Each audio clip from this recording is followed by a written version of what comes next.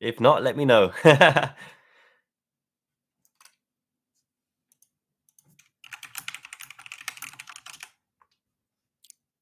Thumbs up for yes. Or smiles. The kitty chan is here on the side. Prepared in a new home as well. This is the bedroom.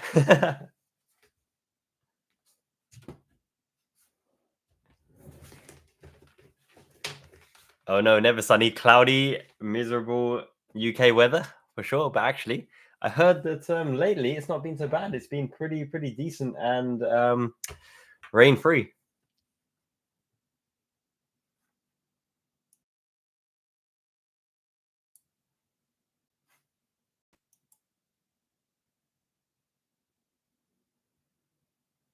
Indeed, yeah. So I've got I've got a desk arriving, and I've got a mic stand, and I'm going to put a monitor on the side of the stand as well. And I've got lots and lots of props and an interactive board, and I'm going to have a camera from the top down as well. So we're going to have lots of pin badges representing the players on the tactical board, and that way we can draw and interact as we go along. And then there's an interactive screen as well that I'm going to be using. That screen over there. So it's going to be a lot of exciting ways to break down the analysis. So without further ado, let's have a look at the lineup actually, because I think it's going to be a lineup that Jurgen Klopp is going to go with to reward the players, mainly because he said in the interview he should have played Harvey Elliott more, and that's why Harvey Elliott is starting. Wataru Endo, obviously, big man himself, big G, big E, allows McAllister and Elliott to do their thing, roaming in and around the half spaces. I know that Kwanzaa has been in because Konate's form has been a bit iffy in the last few weeks. It looks like a fairly standard flying fullback style lineup, because with Kwanzaa, Endo, and Van Dijk forming that little triangle, Alexander-Arnold really has free reign in the last match. He stayed on the right-hand side, allowing us to really whip in crosses and show what he's all about in terms of assist. It'll be very interesting to see who ends up with the higher assist tally under Arnie's slot, where there will be Robertson or Trent Alexander-Arnold. So it'll be very fun to see. What I'm really going to enjoy is seeing the interaction between Mo Salah, Luis Diaz, and Cody Gakpo as well, because I feel that Cody Gakpo's role predominantly will be switching between the centre forward role and left wing role, which allows Lucho Diaz to roam into the central spot as well. So when Gakpo's in the middle, he'll probably drop deeper to top of the diamond and interact with the midfield, allowing Diaz and Salah to do the inverted runs. When Gakpo switches over to the left, I think Diaz is more of the threat in behind than Gakpo is. And on occasion, I think Luis Diaz will be a standard wing on the right-hand side as well, which will allow Mo Salah to go forward as well. So it'll be the interchanging dynamic of Liverpool that I'm really excited to see, because ultimately Harvey Elliott and McAllister are best through ball players. So that'll be an interesting one to watch as the match progresses.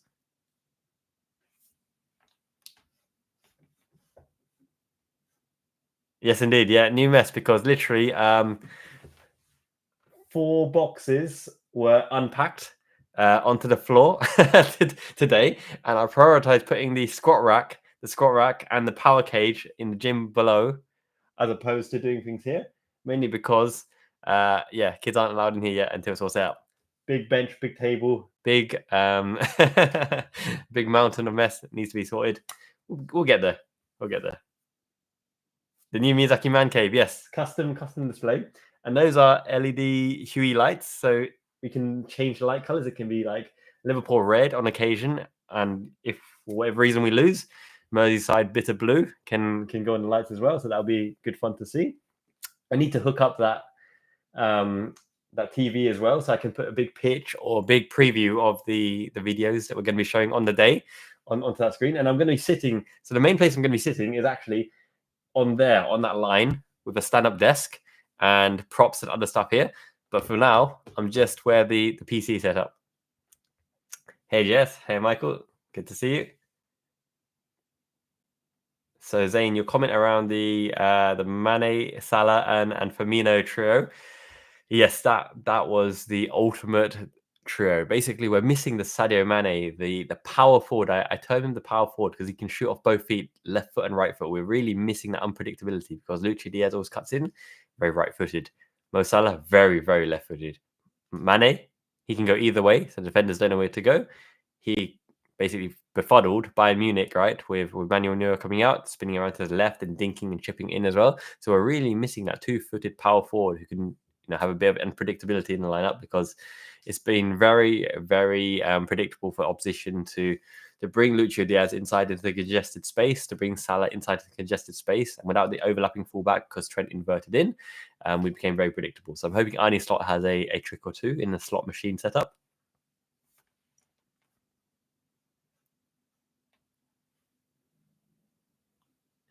That is right. That is right. Pogberto, that lineup was something special, isn't it? Ming the Merciless at the back. Klein, was solid. What I really like about Nathaniel Klein, right?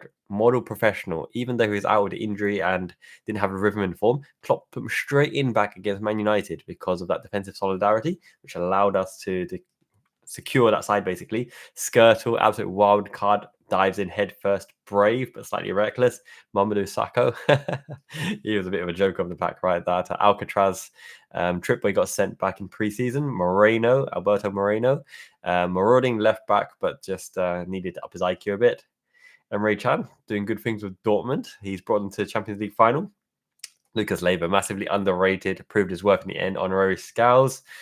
James Milner, what can you say about him? Absolutely quality. Free signing. Coutinho, playmaking, wide playmaker from left-hand side, made things happen. Very exciting. The Fab Four when he was around, but he basically started our revolution with Alisson and Van Dijk. Divock Origi, much better as a bench player than a starter. Really, that injury from Funes Mori with Everton done him in a bit, because before then he was absolutely on fire. And Lallana, I just wish that when Lallana came on for Salah in that Real Madrid final, that he could show what he's about. The Cruyff turns, the close ball control. Definitely a teacher's pet. It was very, very, very good to see him when he was on form, and he was a key midfielder for a while. I think someone mentioned who scored the last goal of the Klopp era. It's got to be Darwin Núñez, isn't it, for the lows? It's going to come off his ass. Crossing, he doesn't know where the ball, lost track of the ball in the air. Cody Gakpo slams the ball miles wide, hits Núñez on the arse and rolls in. No, it'll be, I don't know. It should be a good match. I think there will be loads of goals because Klopp will want to go out and stuff. Now, the good fun thing about this particular game is because there's nothing on the line here, right? We probably can't get many accolades, can't get into first place, for example. Goal difference doesn't make a difference. It's going to go full heavy metal, game pressing right from the start. The players will be up for it because of the Anfield crowd, and hopefully there'll be a lot of goals either way. Because even if Wolves score some goals, it means we have to come out and really, really attack and put emphasis on it. So the match will be exciting to see. It won't be a boring chess match, for example. Although I love me some chess matches. Tactical ploys and plays are really, really fun as well. But obviously we want goals. Yeah, forever grateful to Klopp because he put us back on that perch, right? So we now have the pride and expectation that this Liverpool team can beat anybody. Those putrid teams of the Roy Hodgson era, even Kenny Dalglish when he took over, and B. Rog on occasions. You didn't have too much faith in the Liverpool team on any given day to beat absolutely anybody. But now we have our pride back, and with any lineup that comes out, you expect the player can know their role, their function for the team. So, for example, that Harvey Elliott can score, can assist. McAllister can play the 6, can play the 8, can play the 10, can roam in around the half space as well. Andy Robertson will always fly up and down. That type of player, Andy Robertson, is very, very consistent. So it's a good option.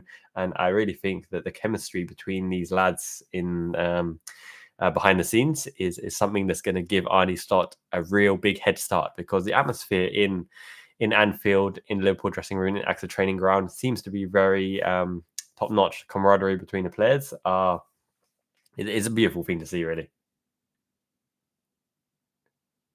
Hey, OJ, thanks, bro.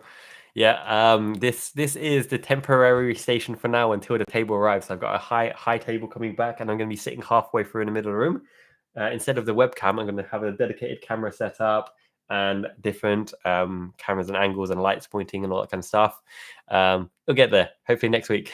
By next week, still expecting a lot of packages. Hey, Tushar. Yeah, so I heard that Klopp mentioned that any way that he can help Liverpool out in the future, he's willing to. Now, he left it in a kind of grey area, whether it's managerial or coach or ambassador or whatever. I'm sure Klopp will come to Anfield crowd, he'll be spotted, he'll put in a good word, he'll put in good advice, even probably visit Carol the Tea Lady and that kind of thing. Klopp will definitely be back at Anfield. In what capacity? Yet to be known. Hey, Lawrence, good to see you. First yellow card. without Endo. Endo's going to crunch somebody for sure. The last match, G up the crowd. This is the kind of tide breaker, right? So if Wolves start quickly and we need to stop the momentum, Endo will be the man to absolutely smash, whoop somebody. You might be able to see over there somewhere. There he is. Matsumoto, the big Endo representing figure in there. I haven't actually sorted out the figures, by the way. I have way too many to take up the floor space. So I've literally just crammed them in there for now. I will do a proper display later. And in that stand at the moment, I will put football memorabilia and a lot of Liverpool accessories and items as well. But yeah, we'll get there. For now, just Kitty-chan.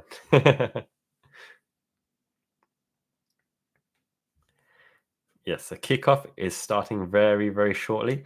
I am watching on the Japanese app called Spo TV. The commentary is very, very funny because they are super, super enthusiastic. The Japanese commentators, very much not like your Andy Gray or your Martin Tyler, whatever. They are always bigging up the players, and he was like, "Hi, Sonedo, subarashi," and they put so much emphasis on the adjectives of the players. It's just so funny to see. Literally, they're kind of like children on a mic, but good children. Hey, Aline, great to see you too. Yep, I am now in my room. This is the temporary setup just in my desk at the moment. So I'm using the same equipment from before. Not all of the equipment and furniture has arrived yet, but very shortly you're going to see a new dynamic. And actually, I've got two, I don't want to spoil it really, but I've got two life-size cutouts of famous celebrities and whatnot. Chuck them in a Liverpool jersey. They're going to do a cameo and add to the tactical analysis and the post-match analysis and the pre-match analysis and all that kind of thing. Any guesses who they could be? They're not actually footballers and they're nothing to do with Liverpool. Actually, no, I tell a lie. One of them is a footballer, but he's not a Liverpool footballer. He's actually a rival footballer. I'm going to chuck him in a Liverpool shirt and he's going to have a cameo every now and again on a video. The time is 11:55. So earlier I was doing the squat rack with one of the kindergarten's parents, and we put up the squat rack, we put up the pulley, put up the cow cage and all that kind of things. We were knackered, went out to eat some yakiniku, barbecue beef and all that meat, ate way too much, collapsed, power nap, and I'm up again. So I've had a 1 hour power nap and here I am. It's nearly midnight, but we're good to go. This is the last match of the season. Speaking of which, I don't want to get copyright striked here, but they've got a little preview of Endo's debut season here on Spo TV. I don't know if anyone's watching from the app. So that's another thing about the exclusive Japanese content. Any content I can find about Wataru Endo and Fuka Nagano, Taki Minamino, and Kaoru Mitoma, his philosophy on attacking, that PhD thesis, for example. I'm going to work through them. I'm going to translate them. I'm going to add them to the channel, add them to all social medias as well. So hopefully that's going to be very, very helpful. Just going to need some time to get through it because Japanese to English is a little bit slower than English to Japanese. I'm reading a comment here. Would you rather we had reached the FA Cup final to have a last game against City? Good question. I think I'm always a European romance at heart. I love the European finals. I know it's not the Champions League, but against Leverkusen, against Alonso, the potential new guard, there's still a future. And Alonso said himself that he wants to join Bayern Munich and Liverpool and Real Madrid one day. In which order, he doesn't know. When the opportunity arrives again, he doesn't know. But he's doing good things at Leverkusen and he wants to see how far he can take them. Against this Leverkusen team with Klopp's final tenure, it'll be very, very interesting to see that particular one. So probably that final. And beat Leverkusen, by the way. Stop the unbeaten run. Hey, Gino, great to see you. Yeah, actually, I was born and raised in Cambridge, England. So that might be where my accent comes from, the mean streets of Arbury in Cambridge, even though Cambridge is a bit of a posh place, very diverse. So, yeah, born and bred in Cambridge, UK. And that's probably why my intonation is total British slang in it.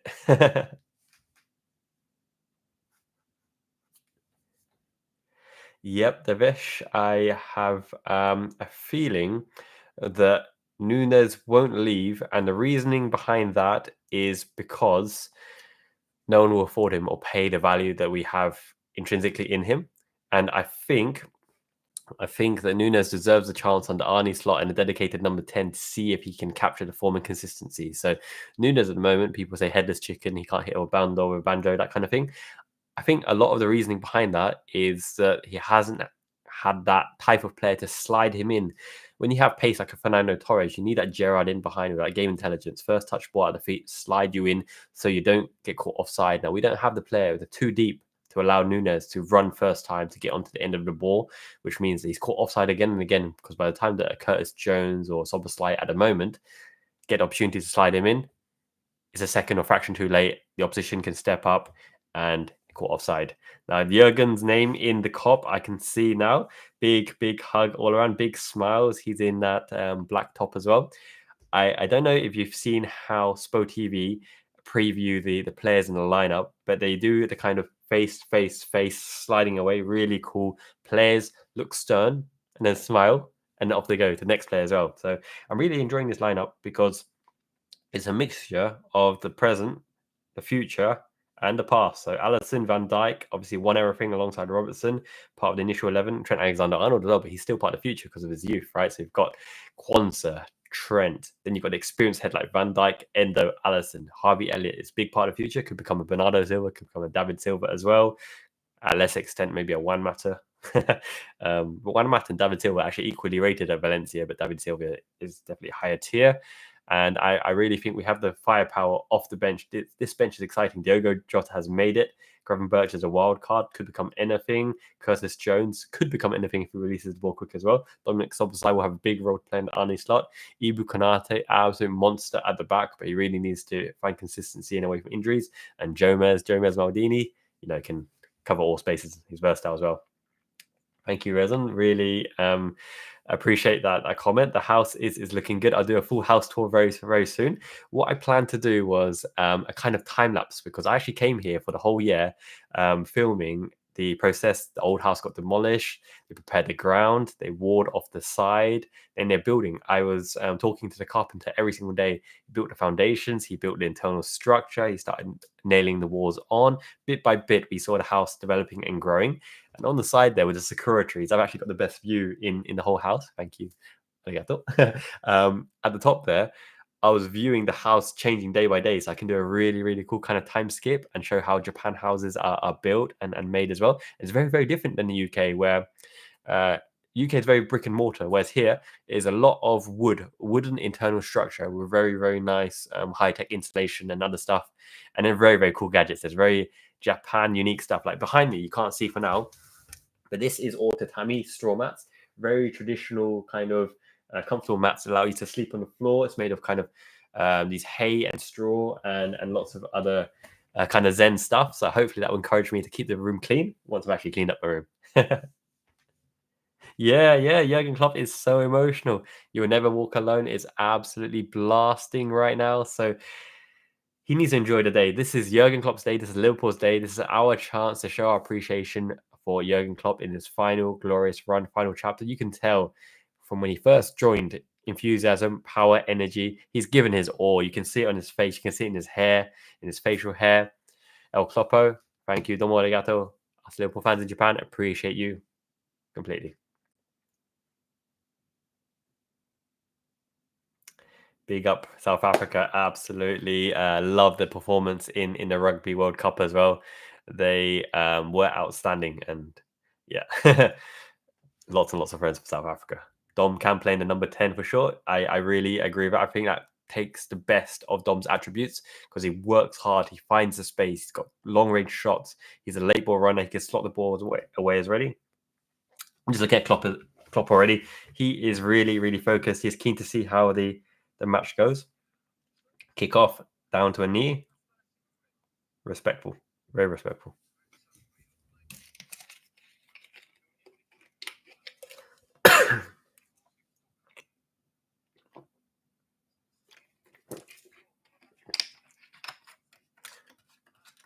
Yeah, Tokyo and Kyoto are absolutely amazing. So I haven't actually been to Kyoto. I know it's on the bucket list. I've got to go to Kyoto.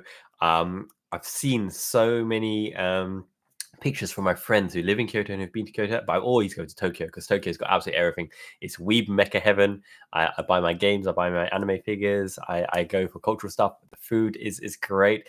You know, right? This is the thing. In Tokyo, even the big train stations like Shinjuku and Shibuya, they're like mini cities in themselves. You can't see a whole train station in one day, as unbelievable as that sounds. But here we go, kickoff. So I'm going to give you a time update. 45 seconds now. Van Dijk's on the ball. It's a measured kind of build up. Robertson out wide. We play around at the back until they wait for an opportunity. So they probe. They're playing the passes. Assured first touch by Endo. We're looking for those little triangles at the back until there's an opportunity to hit it through the lines, like Van Dijk just tried to do, to break Cody Gakpo through the lines. Now we've turned over the ball, but this is where we start counter pressing. So you can see straight away the trap, right? McAllister, Trent, and Mo Salah. As soon as the ball went out wide to the wide left, they closed in. It's the trap. You don't have to press the opposition until you recognize that your players are all in position ready to close in and turn them over. We force a throw in. Nice little skill, nice little drag back there. We're playing a 1-2, one touch. It's a beautiful, beautiful thing. A bit of a heavy touch there by Trent, it seems, but Quansah retains the ball. And here we go again. We're going to build up. We're going to probe. We're going to look for the opportunity, shifting wharves side to side. Michael, yeah, completely right. The reason I'm drinking water right now, right, is because earlier my voice is a bit husky because I was drinking this thing called shochu. Shochu is a sweet potato alcoholic beverage similar to sake. Sake is rice wine. Shochu is sweet potato, and that thing is strong. It's absolutely mullered my throat. However, muller yogurt, not muller yogurt, but Japanese variant of it, it's called oikos. Soothed it a little bit, but I've absolutely drunk way too much shochu, a little bit of beer as well. First shot, easily saved. Mo Salah, come on, a bit more power. That's the thing with Salah, right? He always has great off the ball runs, but his power in his left foot is a little bit lacking in the final season of Jurgen Klopp. So really needs to find the arc and the trajectory to get the ball past the keeper again, because he doesn't seem to have that powerful shot.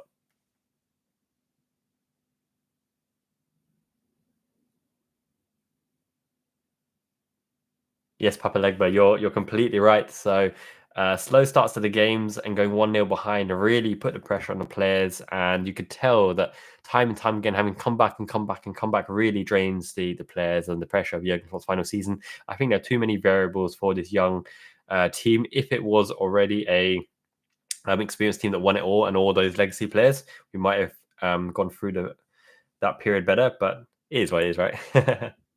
Yeah, the collar on the new shirt is very, very bizarre. Now, I'm going to have to put on that shirt and actually feel it to give a proper judgment of it. But saying that, I have so much kit yet to open. I've got a lot of that LeBron James collection as well, because even though it's expensive, green's my favorite color, and that interaction between the green and the white was a bit silky. Had to buy that.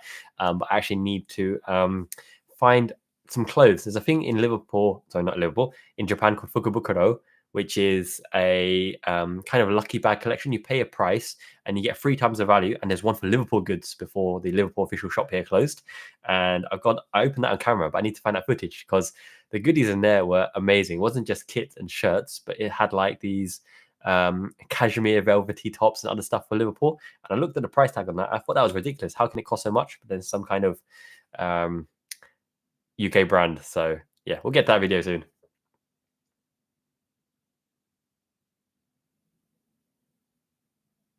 No, you're completely right, Roberto. That stat around the starts was horrendous. Now, especially because we're not the type to go full out offensive from the start, which we used to do under Klopp's first few seasons. He controls the start until we can overload an opening and try to attack Van Dijk, Quansah, Trent, Robertson, probing. So there's no really excuse to, when you hand over the ball to opposition, that they can break through in the first attack and score the goal. There seems to be a little bit of lack of concentration around breaking through the opposition, and it allowed them to have pure goal scoring opportunities and not just a half chance. So here we go, Lucho Diaz breaking out from the back as well. It's 4 minutes 44 seconds. We're turning over the ball way too much, and nowadays the Premier League, even the minnows like Burnley and Everton and everyone else, they have way too much money to have quality players in their squad. Hwang Hee-chan, Pedro Neto, always a threat, right? It's not like the one trick of Adama Traore in the past, running down and crossing, for example, to Raul Jimenez. There's a lot about them, and we really have to stay awake because the quality of the lower league players has risen to such an extent that really on any given day, anyone can beat anyone. So we have to stay awake, really. We've got the ball again going through the base. Trent is in half space, right half space. Down the line to Salah. Salah cutting it in as well. Expecting a first time whipped in from Trent. He needs to find more arc and more dip on the cross. I find that anytime the ball is short to be crossed from Trent, he's not getting the trajectory so much correct this particular season. In previous season, he's getting the arc and dip onto the player's foot on head. Now he's trying to be a bit too precise to play into a zone rather than that type of direct assist. And it's really, really interesting why he would be doing that. Robertson as well, hitting an area as opposed to an actual player. It's probably what they work on in training, but we've got McAllister on the left-hand 8 position, working his space with Lucho Diaz. Wolves have set back. They've got their 4-2-3-1 formation, 2 in the middle, blocking anything through the middle. So we're having to probe in the wide half spaces. We've got a chance to switch it to the right-hand side. It's going out wide to Salah. Let's see what it does. Oh, okay. He's tried that slide rule ball in and around back on to the Cody Gakpo. Resetting again with Wataru Endo. He's sitting there on the final third space to allow us that pivot. It'll probably go back in and around. Okay, Van Dijk's calling for it. It's gone to his feet now. It's 6 minutes 40 on my clock. Unfortunate touch from Robbo. It's gone out.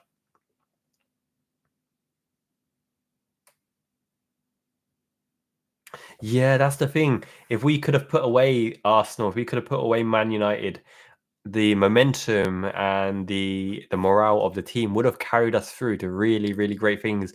But after throwing away those kind of leads and not putting away the opportunity, I'm looking at Lucho Diaz, I'm looking at Mo Salah, Darwin Núñez, especially the front three. It really, really bears on you. You know, you feel like you're letting the team down. You feel like you had a golden chance to finish off the opposition, and if you don't take it, it bears down on you, and it really affects your morale, no matter how professional you are and you know how much support you get from the backroom staff. You just got to put away your chances. Goals win games. Games increase motivation and morale, and that carries you through. No matter the players that you have, form will always make an impact. Cody Gakpo is very good with long strides coming inside. The one to okay, he bamboozled everyone. It's behind Elliott, but we're wide on the left now. Back to Robbo. Robbo infield is quite limited, so that's where actually Costas Tsimikas adds more to the game, because in the half spaces on the inside channel, he can actually do more things, as can Gomez. Robertson predominantly should be staying out wide because he's very one-footed and on technical level. But saying that though, great ball breaking the lines to Javi Elliott. Cross whipped in, head around the back, cleared away from danger. Yep, they've cleared the danger. But yeah, I'm really, really fascinated to see that this is the first time Javi Elliott has retained a wide position on the left. Jurgen Klopp really uses him in the right half space. Lucho Diaz, great footwork, really beautiful. Outside the foot shot. Cody Gakpo, be brave. Trent, no, too many bodies in the way, blocked. They're breaking on the counter. Players get back. Agreed. Absolute great pass from Javi Elliott.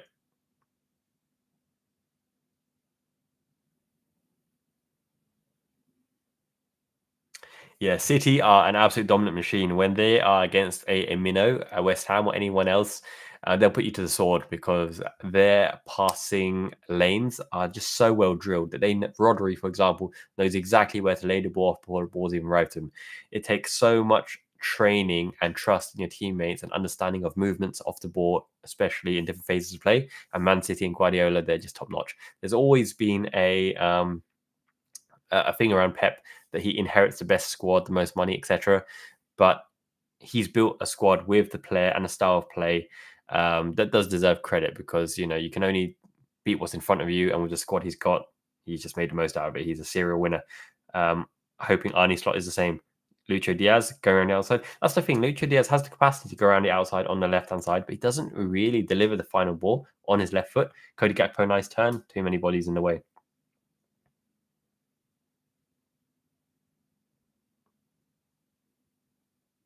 Yeah, Villa are a bogey team. They can beat anyone on the day and can lose anyone to anyone on the day. Unai Emery, supreme tactician, but he's not the best man manager. And I feel that Villa will suffer sometimes through his harshness, if that makes sense. So players who have a bit about the mental fortitude can withstand the Unai Emery era, but those who are a bit light-hearted and light touch will have dips in form. Bobby Firmino song, yeah, big crucial part. Bobby Firmino is one of my favorite players of all time. Oh, played Trent, crack shot from the outside. We need to stop the transition, stop the break. Yep, just shuffle him outside. Great body work by Trent, and he's taken out a foul. Oh, played quickly, not same to Origi, but that's an interesting combination. Elliot and Trent, very creative players. I'm finding when we're transitioning the ball around the back, we're being a bit loose at the moment, but at least exciting is at Anfield and we're attacking. We've had the most chances. Yeah, we need to go through the songbook for sure. Absolutely go through the Liverpool songbook. I've got that book, right? The Liverpool songbook. The Fields of Anfield Road, the Bobby Firmino song, or classics. Ale, ale, ale.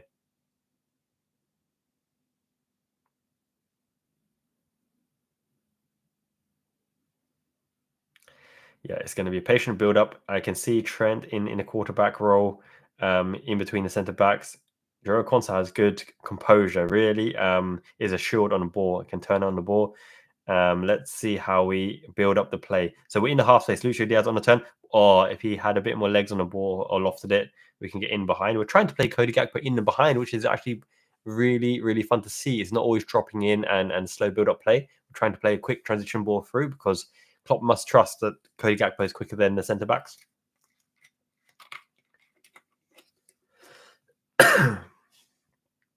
Hey Mo, top man, you too. Great to see you. Much respect.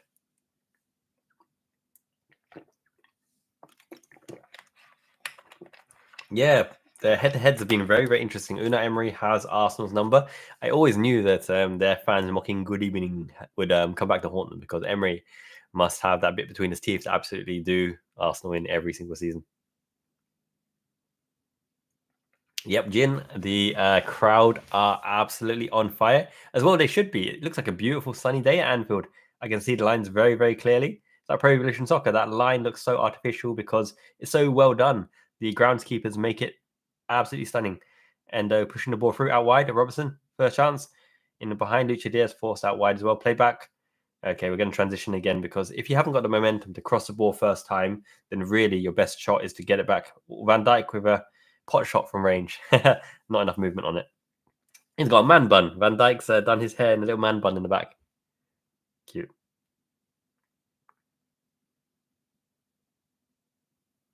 That's something I miss as well. You know when Van Dijk signed, right? In the show, in the highlight reels, he actually scored a few stunning free kicks with dip and swerve and power. Do you remember that penalty kick from Van Dijk against Kepa Arrizabalaga, right? Same side, just smashed it in. Van Dijk, he has that in his locker. I don't know why we haven't seen it at Liverpool. He's got those long range shots. I'm sure Van Dijk can shoot as well as Daniel Agger. He just doesn't do it. Harassing the McAllister Endo Lovin between them to win the ball out wide. Harvey Elliott down line to Mo Salah. Now this is where a classic Mo Salah would beat him on the inside, which he does. But the final ball wasn't clinical enough for a player to get onto the end of.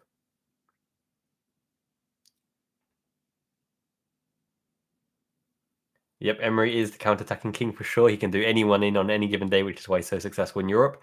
How did come I chose to support Liverpool? Good question. It was destiny to make the Liverpool Fan in Japan channel. So the powers up above, Robbie Fowler determined it. No, in all seriousness, my uncles. So I have a big family back in Cambridge, and a lot of my uncles, and I have about like 7 aunties and 1 uncle from my dad's side. The uncles supported Liverpool because they used to work or live down there before they moved to Cambridge, and then they were wearing Liverpool jerseys. And for one Christmas, I was gifted a Liverpool jersey and kit when I was like 1 or 2. So I was like, well, that's my kit. It's in the stars, Liverpool all the way. So yeah, that is. It was put upon me by the relatives and uncles who loved Liverpool back in the day. My first memory of a Panini sticker book. I was so happy I got McManaman and Fowler and Patrick Berger. That was a good day.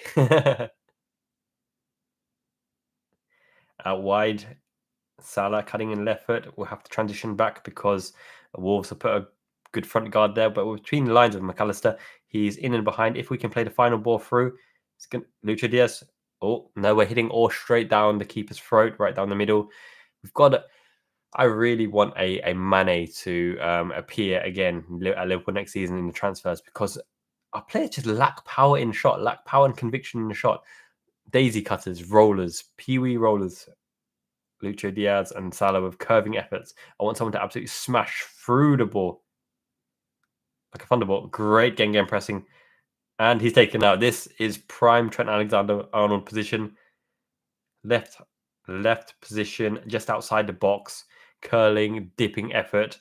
Probably go front post, to be honest, because far post, unless you can get the dip and arc of a Dimitri Payet at West Ham, top bins, that free kick was a thing of beauty. Then you're going to find it hard to beat the keeper because they have the extra time to reach and claw out the far post shot. So it'll be a front post dipping curler from Trent, you'd expect. Hope it goes in.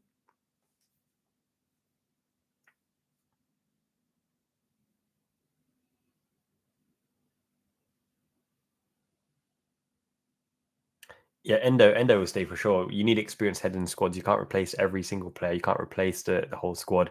You need experience. You need quality. And we're out of defensive midfield options. Oh, it is linked to the back post. Cross back in. Finish. No. We're just not clinical enough in the final ball, and off they go on the break. Going towards the halfway line. Is their ball clinical enough? They have played a quality ball in behind the left foot. Wide. Alisson had it covered. As well, he should. You're not going to beat Alisson from there, Hwang Hee-chan.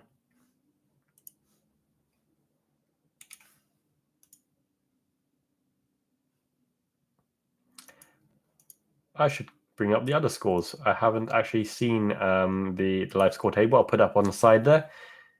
Palace ahead against Villa. Chelsea 1-0 ahead. Nottingham Forest 2-0 ahead against Burnley. Man City already ahead against West Ham, as you know. Foden. Spurs beating Sheffield United. I'm 2 points behind in the Fantasy Football League at work. So I definitely need... it'd be good for Haaland to get a few goals for me. I put him as captain. Subbed in final week. Cody Gakpo with a nice trim. Clear the danger. Clear your lines. Force them out wide. So this is an interesting one as well. When you mark your player from a corner or in set pieces out wide, if you're on the wrong side, like Trent inverting left and Robertson on the right, you play in that position until there's an opportunity or break in play to go back into your position. Okay, fast break, counter-attacking Kings. Let's see what we can do. No, blocked out, snuffed out for throwing. Yeah, Gorgorov always heart on the sleeve with a Jurgen Klopp team. We go forwards at pace, but the opposition break at pace and seem to get into our back line quite comfortably. But the thing is, right, this is an interesting thing about Liverpool's defensive shape. It's not that we stop the opposition from having shots, but we force them into a zone where they have a shot that makes it easy for Alisson to claim, because then we can counter-attack quickly. So it's not always about retaining possession at the back or winning possession at the back. It's about forcing them into uncomfortable positions until our reinforcements come back, force them into a weak shot for Alisson to get the ball, for us to go and break. It's a kind of game pressing from the back that allows a quicker transition. So Jurgen Klopp's been very good at that. The slide rule ball for Lucho Diaz, left foot. Oh, this is the chance. No, he couldn't turn sixpence. I wanted quick feet there from Salah, but unfortunately snuffed out. Wolves have every man behind the ball. The strikers are a miss touch from Lucho Diaz actually might have worked in his favour. It comes back out. McAllister's really good rotational ball. He's really good. Endo shifting body out wide again to Robbo. Robbo, has he got the options? He hasn't got the options, so he has to go back as well. Second phase again. Now it's time for build up again. The ball is not there to be played out wide because the opposition will snuff us out. So we're going to have to lure them out, lure Wolves out of this defensive block, this shape. Quick short balls will allow us to do that. Quick feet by McAllister. An overload. Cody Gakpo is great at whipping it back post. No, he takes the safe option because it would have been Mo Salah at the back against a really, really tall defender. So I think discretion is the better part of valor. Work it until you've got a clear opportunity. You don't always have to whip it in when the chance is right. But at least we're slick. We're moving the ball at pace. Shift the opposition back line. Work the 1-2s. Probe. There's a one. Harvey Elliott, what can you do? Okay, cutting in behind them, but they are putting their bodies on the line to block the shots. It's 1949, and we've just won a corner. Diogo Jota, the Slotter, he will have a big say on Arne Slot's season because Arne Slot will not want to refresh the whole squad because sometimes you need that chemistry and a camaraderie. Diogo Jota is our best clinical finisher. If he can stay fit next season, we'll have a good season for sure. He can play across the whole front line. Come on, cross, Harvey Elliott. centimeters. I think Cody Gakpo. Cody Gakpo, for such a tall player, is not great in the air, but actually in the last few weeks, he's definitely improved his ability to get on the end of balls. So could be a promising avenue. Let's see what Arne Slot does with Cody Gakpo. I'd expect him actually to start on the left, in the left wing, and Nunes start up front, because with a new season, you've got to get your ace players, your ace strikers, most important players, a run of form, rhythm, and confidence. Try to play their way into form, which means that Darwin Nunes simply has to start, or he's just an expensive sub off the bench, which isn't ideal.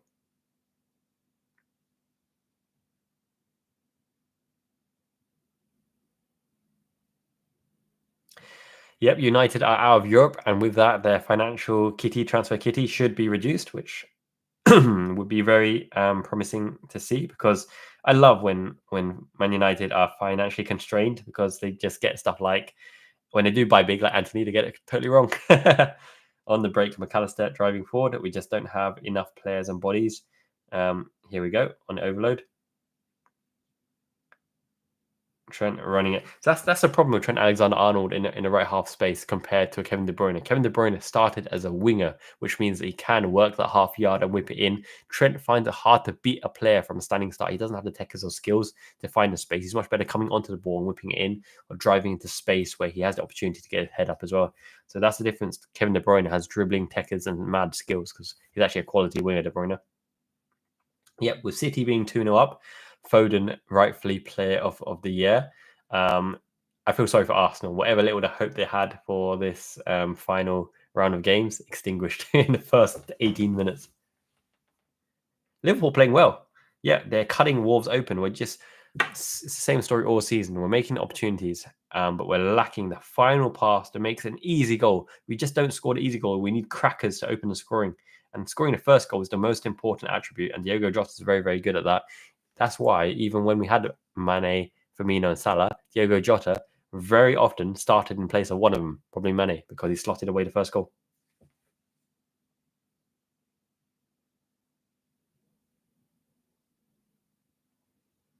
Yep, they're giving absolutely everything. They're wanting to send Klopp off well, but additionally, they're wanting to make an impression, because Arne Slot will be watching this game and seeing under the lights with a packed Anfield, singing their hearts out. This is what Arne Slot's live atmosphere at Anfield could be. So he's seeing who can rise to the occasion and really, stamp their ability and their authority. What I'm really, really enjoying from this particular Liverpool lineup is the variation. So it's not always out wide, whip it in like seasons ago. It's not always into the half space, Salah cutting in. We're mixing it up. Players are rotating, moving around, and creating different types of opportunities. And that's very, very exciting to see, because you need versatility and variety, which is why we miss that Sadio Mane, right? With the ability to shoot left foot, ability to shoot right foot, ability to go in behind, ability to drop deep, unpredictability. We miss that in the front line. And that's why Darwin Núñez is a bit important, because of the fact that I know Chaos Theory is a bit overused, but really you can't play him because you don't know where he'll go in behind, you don't know where he'll cut inside, you don't know where he'll bounce off his ankles and shins and roll into his path. He adds that unpredictable factor, which is really, really important, because sometimes you need a wild card to break the deadlock, which is what Divock Origi was a lot of times. Sometimes you just don't know the way he's going to play and where he's going to finish, and he finishes it. And he's got that instinct. Darwin Núñez also with a man bun on the bench. It's 23:59 on my clock. Yeah, that's the thing. A lot of our players are stronger coming in off the left. Gakpo and Darwin Núñez particularly strike me as wide forwards coming in, as opposed to a clinical finisher, fox in the box. Your Inzaghi, your Gigi Riva, your Gerd Muller, for example, all the real predators, the centre forwards. We don't even have a hold-up player, someone like Halle or Ibrahimovic or someone in the middle who can hold up play and really have a classic centre forward style play as well. We have quick, adaptable forwards. They just don't rotate enough. So yeah, it would be actually quite fun to have a new forward, but I don't think forward is an important position for us right now. I think, if anything, Arne Slot might bring in a winger, because winger roulette, Arne Slot, even if the winger isn't performing on a day, he'll switch both wingers, because he really wants his wingers to make the impact one-on-one, which is why it's so exciting to see. I think it's branded crazy, sexy football. I'm all about the sexy football. I'm all about the sexy in general. Whether it's the football, whether it's the girls, whether it's myself, it doesn't matter. It's all good. We love the sexy. Yeah, Diaz just doesn't have a left foot. It's Diaz is so right-footed and Salah is so left-footed, and it really makes it predictable, especially because only Diogo Jota really can shoot with both feet, and he's always injured, which is why it's important that he's fit for next season. Yeah, Trucy, you're right. Diaz, for all his quality in the dribbling, his shooting variety could use a lot of work because he does the same shot over and over again. The right foot bended curler, and he misses the goal itself way too much this season. So I'm hoping everything clicks and he can get bang on there. Oh, Michael, I didn't know that Harvey got a kiss from John Henry's last. That'd be nice to see. First yellow card of the game. Who's it to? Nelson Semedo or Robbo? Oh, that was a painful one on McAllister, was it? Yeah. Oh, on the ankle, outside of the left ankle. Painful. Eyes on the ball. McAllister got there first. High on ankle, stamped. That's a painful one.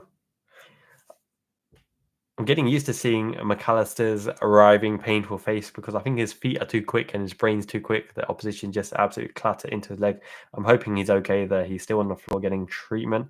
Outside left ankle, ankle ligaments, lateral ligaments. Ouch, painful.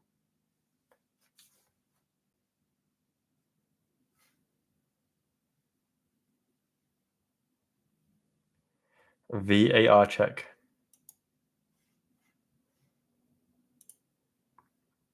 He's getting called to seat himself. It could be a red card when you're called over to the monitor. That will force Wolves back, every man behind the ball, and trying to counter-attack with one up top. Possible red card, serious foul play. It should be a red card. It's over the top, over the ball. Gets nowhere near the ball. Comes in late. Comes with impact. It's an ankle breaker type of challenge. Nelson Semedo, formerly of Barcelona. Up in that, didn't he play in that 4-0 defeat at Anfield before? He hasn't got good history at Liverpool, has he, at Anfield? Huang Hee-chan putting the case forward. What is the case to be made? I think he could be in trouble here. Here we go. Nope, it ain't the yellow, my friend. Red, you're off. Come on, Liverpool. You can't blow this now. Anfield, Klopp's final game. Semedo off, even though Semedo's not the best defender, but he's reliable, solid. 10 against 11. Off he goes. Hope McAllister's okay. Yeah, we finally get the slice of luck in the game that's meaningless. But actually, hopefully now we turn on the pedal to the metal and get the goals. Goals galore. Come on, break the deadlock. Who do we think? Who do you think, chat, that will break the deadlock, will get the goals? Because we're certain, almost certain to get going. I'm glad to see McAllister's up.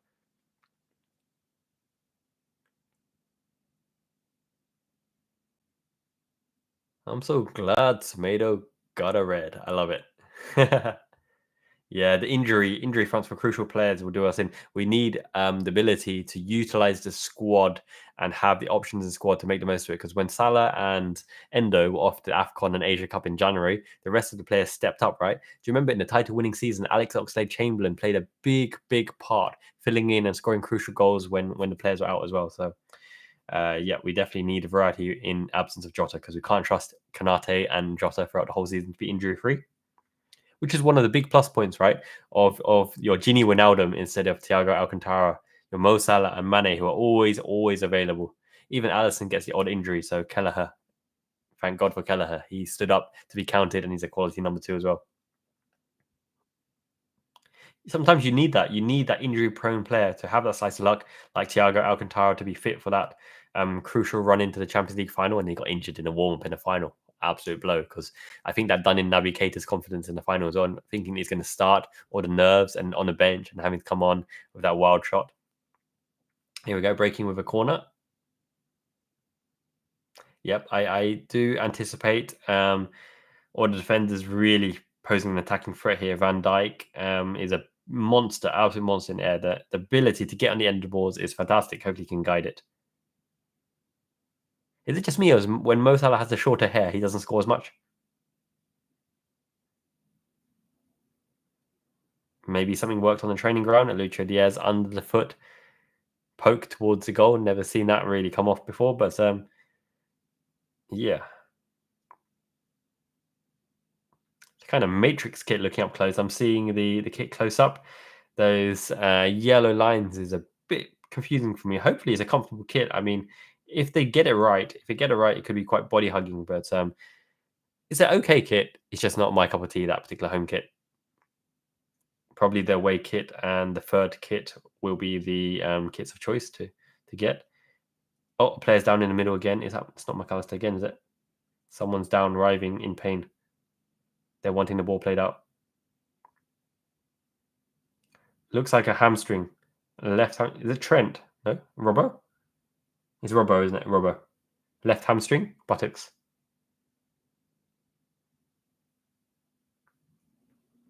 Yeah, Sideshow Bob Mo was the best Mo with the afro.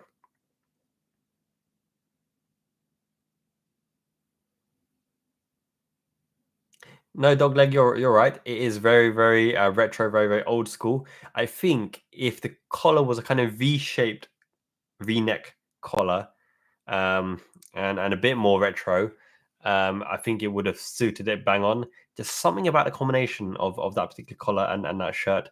For me, I really like the homage to the Anfield crest with the green and the white. That one was really, really cool shirt. I think this one in the last few years is middling. It's a decent shirt. It's not the worst home shirt, but it's not the best one, I think. Robert fell on his ass. That sounds about right.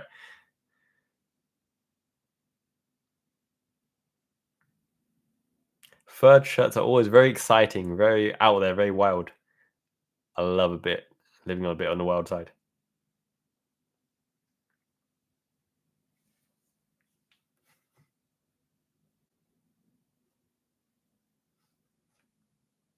Robbo seems okay. He can walk it off. Yeah, the Adidas shirt.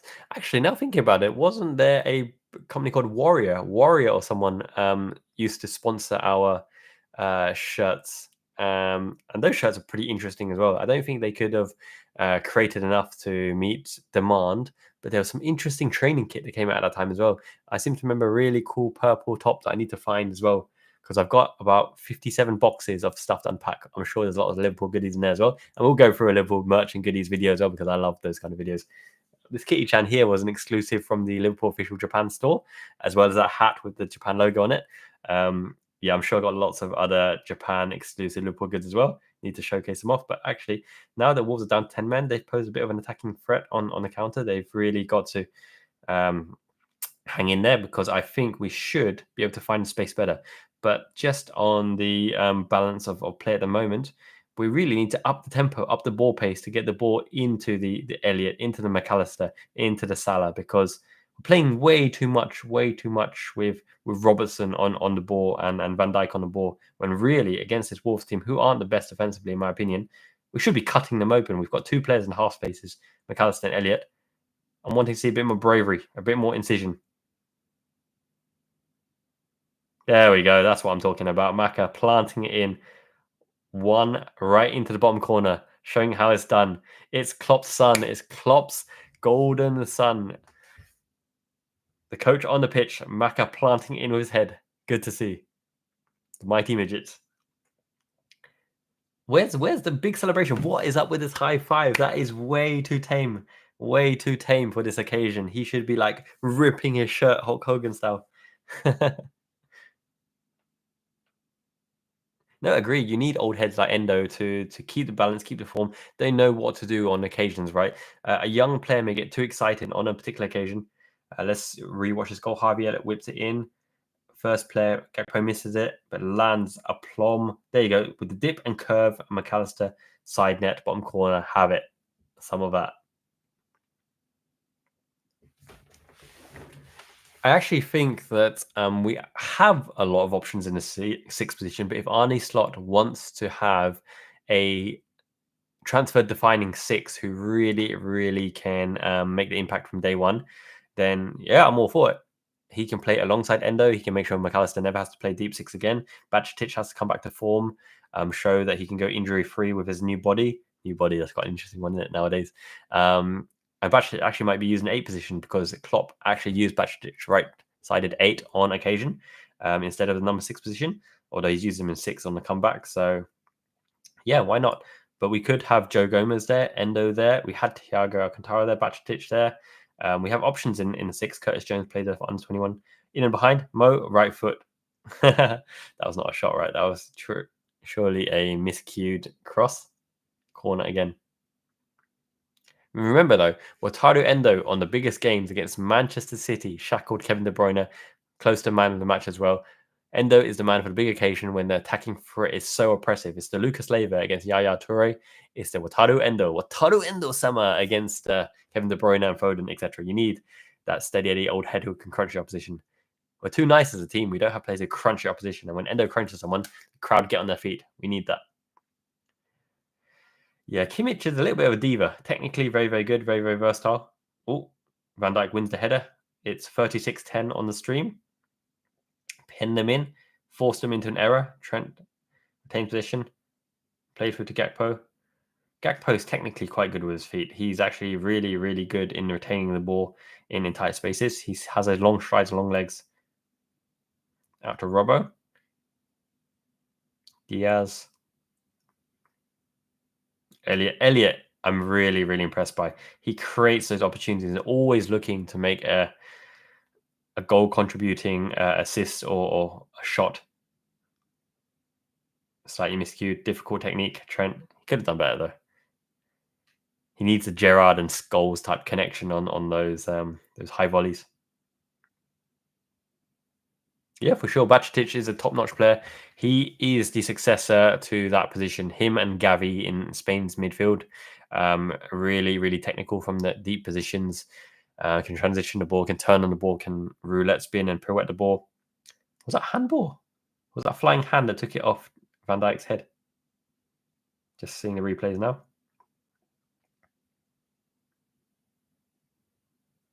What do you guys think of Lucho Diaz? Would you hold on to Lucho Diaz if a big offer came in from a PSG, for example, because Barcelona are skint? I don't think they have too many levers left to pull. If a £70 million offer came in for Lucho Diaz, what would you do? He's a quality player, quality dribbler, seems to be popular. His dad seems to be flirting with Barcelona, doesn't get as many goals and assists as he should do. Would you reinvest that money into a more clinical left winger, maybe a Pedro Neto from the Wolves or a Karu Mitoma? Or would you be happy to see Lucho Diaz in an Arnie slot system where he's designed to put him 1v1 on many an occasion? That's an interesting ball curved in around back.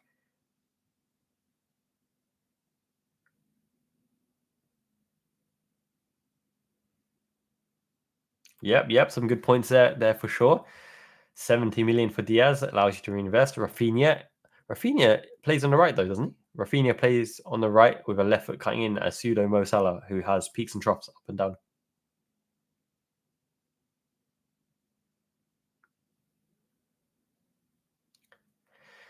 Yeah, that Mo Salah rumor to Saudi Arabia won't go away. The only question mark is, will they put up enough money to make it worth our while? Because from everything I've read, they're not even going near the 100 million mark.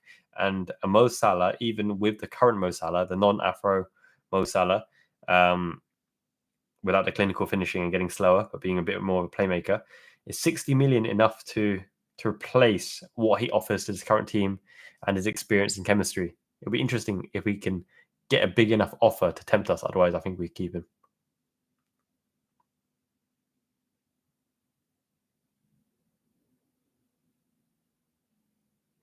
Yep, Wataru Endo, absolute machine, turning over the ball. We need his playmaking skills from the deep position because that's an underrated aspect of Wataru Endo. He's not just a destroyer. His distribution and shifting of the ball is quite intelligent. He actually gets us into the position to build up the play. He's the pass before the pass before the pass. Cross comes in, 39-51. Stream, great header. It's down. Oh, it's in. It's in from someone. Was it Salah or did Kwanzaa steal it? Did Kwanzaa steal it? Cheeky chappy lad. Mo Salah doesn't mind. Klopp is smiling because that's a Salah assist, getting those metrics up. Jarrell Kwanzaa. How many goals has Kwanzaa scored compared to Joe Gomez, right? Quality, mate. Quality. Loving it. He's not a Scouse lad, but he was born near Liverpool, right? I seem to remember he was born near Liverpool. I think Kwanzaa's got at least 3 goals compared to Joe Gomez's 0. Pretty sure Kwanzaa got it before the line and roofed it. Smash into the roof. That cheeky smile tells you everything. He knows. He's like, I don't give a crap. I'm scoring against everyone.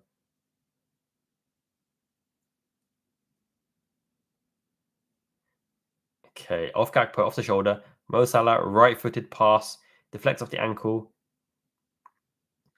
Yeah, I think Quanta got some kind of touch on it, and it just nestled into the roof of the net from about 1 yard out. Literally into the roof of the net. Yeah, Trucy, no, I completely agree.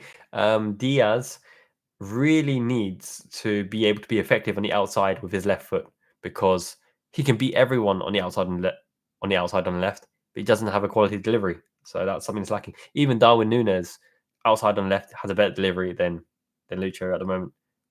Or they're in behind, but they're forced out wide. Marshaled by Van Dijk, pulled back. Good hassling by McAllister. Got a dog in him and taken out again.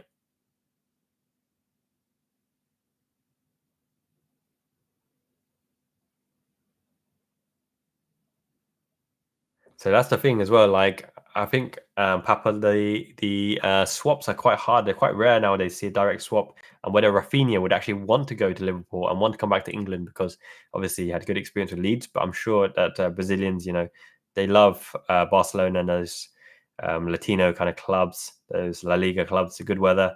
Oh, on the break, Liverpool red arrows.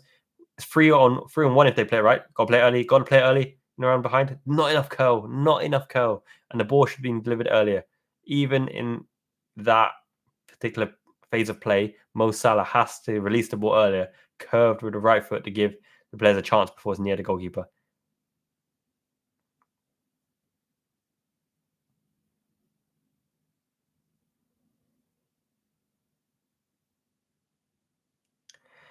Breaking again. I'm loving the speed of this game. It really is end to end, and that's something I'm really, really enjoying. I love. Oh, Leach. Here we go. Lucha Diaz. We've been talking about him.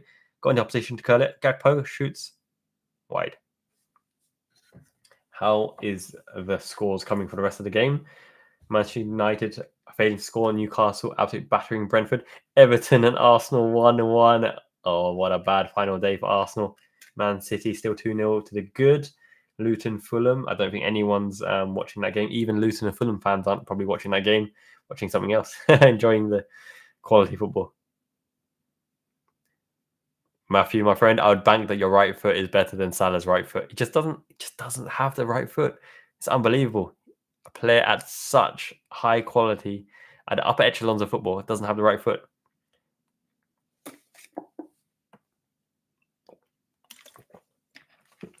A header sends Lucho Diaz out, beats the man. The cross, way too much whip on it. Needs a bit more composure.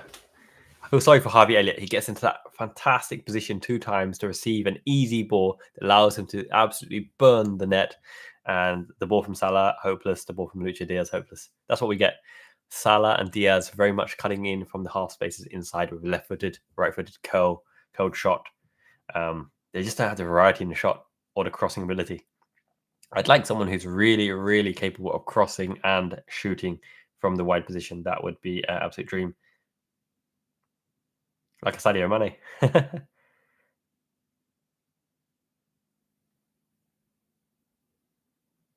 If City lose it from here, it'd be an absolute sight to behold. West Ham scored, do they? Yeah, they have scored. I remember West Ham with Souček always used to get a goal and then rescue the draw last minute. Souček, Fellaini, that type of player.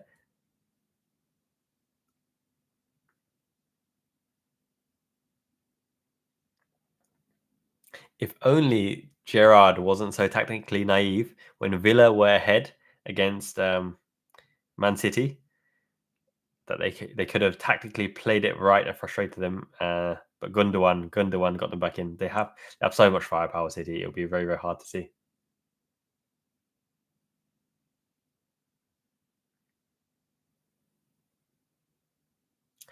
Arsenal fans are way too cocky and confident, aren't they? That's something I noticed, right? Just because they're competing again, they haven't won anything, but they're competing again, and they've spent so much money, they feel entitled. They think they really, really will win everything, and yet out of the Champions League way, way early, out of the cups, and towards the final stretch, lose to Villa, and points off against West Ham.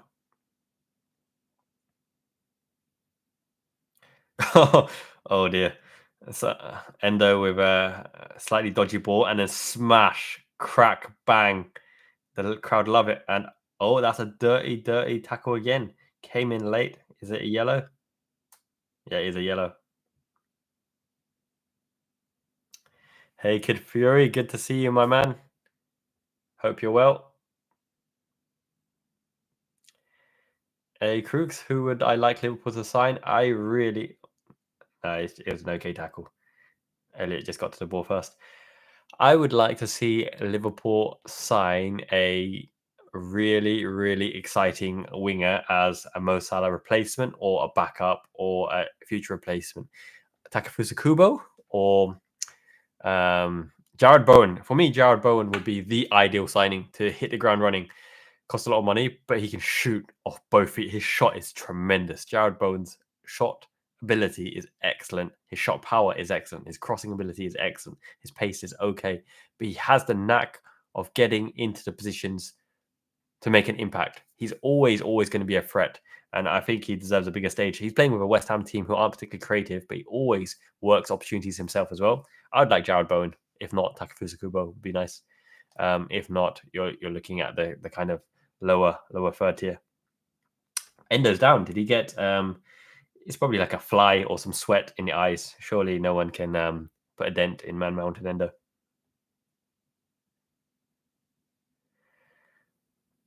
Dominic Solanke. So this is the kind of thing with the Solanke and Ollie Watkins type of striker. They're kind of well rounded without an outstanding attribute. I want someone who's a bit special, a bit creative. Do you remember Giuseppe Rossi back in the day? Right, he's kind of in that Zola or Platini mode in that get the ball, but first he can flick it around the corner. He's kind of like that Bergkamp prototype. Can finish with a chip. Can finish with the subtle curler. Can finish with the placed finish.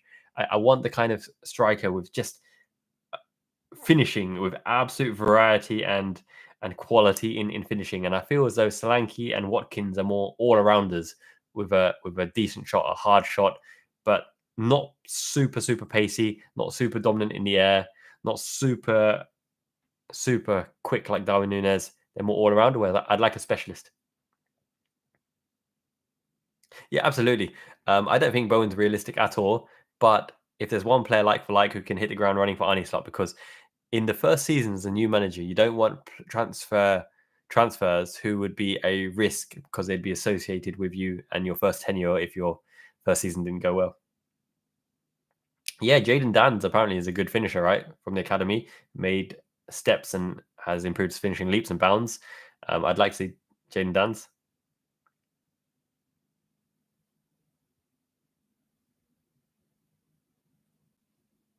Harvey Elliott, cheeky chappy. Yeah, the kids are absolutely obsessed with the new house. They're running like rabid Dragon Ball Z Uzarus, those apes and monkeys running around. The kids are climbing everything and on fire. So yeah, really enjoying the new place. I need to do a proper tour. This is Miyazaki Man Castle. Yep, dream come true. Really, really exciting. When I finally get the studio done, because I'm planning for anyone who didn't catch the start of the stream, this isn't going to be where the streams are happening. I'm actually going to put the stand-up desk right in the middle with different cameras, a proper camera, and other stuff, and interactive stuff on the board and the TV there as well. So that's going to be all set up hopefully in the next few weeks, and then we can start to do new content types. That'll be fun.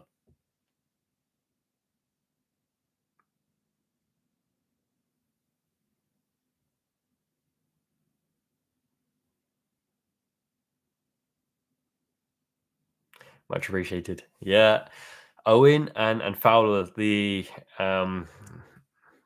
kids, the prodigal kids from back in the day, the finisher. Owen was a really, really good finisher, by the way, before the injuries. Left foot, right foot, pace in behind. He had skills, he had techers, he worked hard. Fowler, absolute out of this world finishing and managing to sniff the chances. Fowler was just sniffing of the lines, the sniffing of the chances. Love me some Robbie Fowler.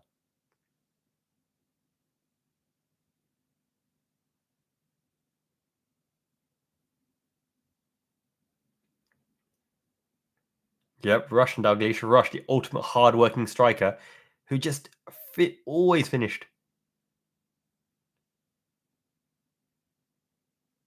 when you look at Rush's attributes, right, for that kind of player, such a hard-working player, he has no right to have such quality finishing.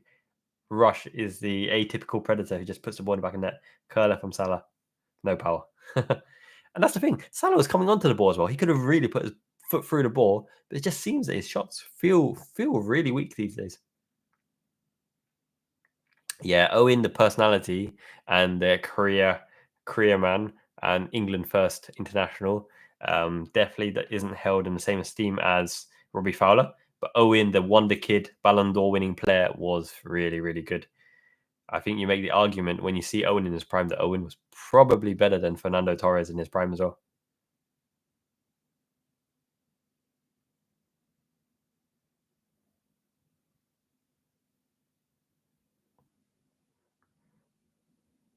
Plus 7 minutes, time is 51:30 on my clock. 2-0, can't complain. Beautiful day at Anfield. Crowd are in good voice as well. Trent breaking the lines. What can he do? No, can't fashion a shooting opportunity.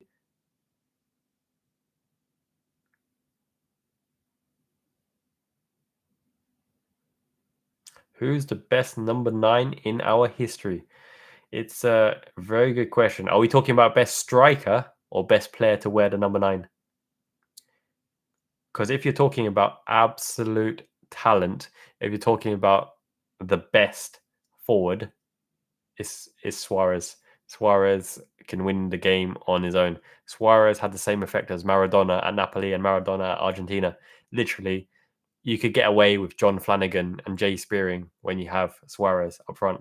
But if you have specific setups like Gerard behind Torres, that combination was absolutely deadly. And then you're going way back. You got your Kevin Keegan, you got your Kenny Dalglish, your Ian Rush, your Robbie Fowlers, all have top quality. But as an overall player, striker or non-striker, the prime Suarez was unplayable. Literally, that Suarez could play in any team in history and make a contribution, whereas other players need something like an Owen and a Torres need someone with the ability to play a through ball. Suarez didn't need anything. I wasn't old enough to see Billy Liddell, unfortunately. I saw some highlights and clips, but obviously quality finisher held in high esteem. Sturridge is phenomenally talented. If his body didn't let him down, if he trained properly, if he had that work ethic and desire, as a talent, he probably is top 5, Sturridge, above many legends in terms of quality, finishing variety, attributes, pace, finishing types. He was amazing.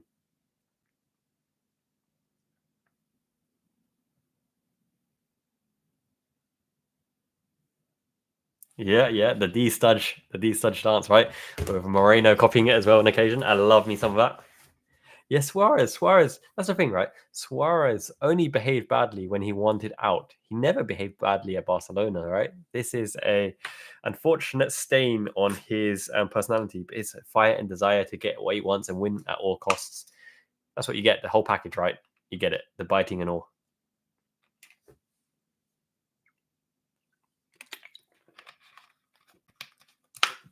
By the way, I want to say thank you guys for always supporting Liverpool Fan in Japan channel.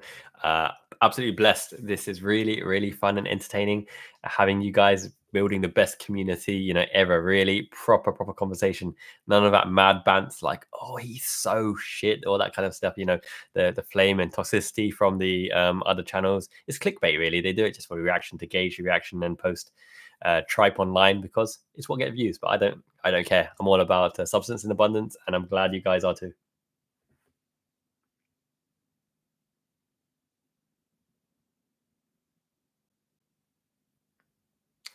That's the thing, right? So that all comes in as part of the package of a player. You got to consider.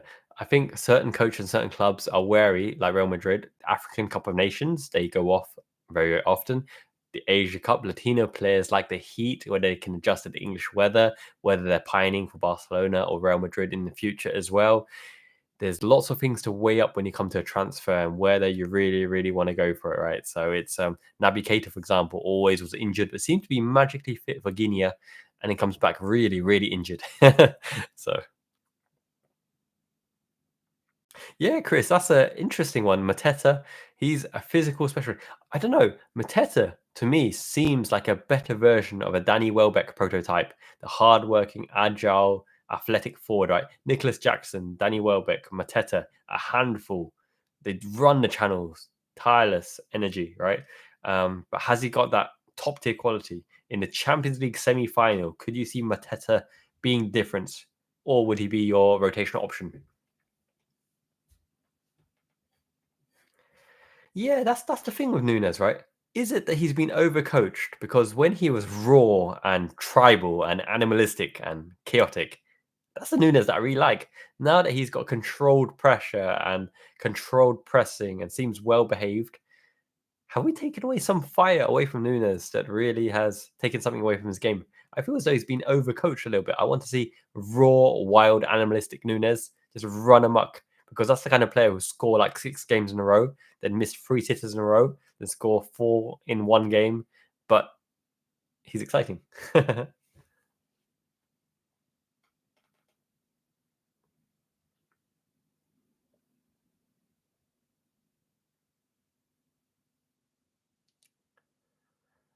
Great to see you, Avas, mate. Much appreciated. Really, really kind. Yeah, different angles. This, by the way, is only one setup. I can actually do it from the study room. I can do it from the gym room. I can do it on the gimbal walking out as well. This place gives me so many options to film. And actually a little bit cheeky, but this is the boom mic, right? So obviously the audio should be pretty decent. But I bought me this bad boy as well. And this means that I can clip this to the tassel or lapel or something, and I don't need no wires or anything. So I can literally record with good audio anywhere. I can do a walk around the house. I can do a walk outside, walk on a wild side, wherever I want to go, and that should give me good audio, so I can actually mix it up a bit and run around the studio, go in the gym, or do whatever. But I can do lots of shorts and lots of impromptu live streams as well. Obviously, I need to announce it, so options are plenty. And throughout the rest of the year, it will be fun. Going to build up.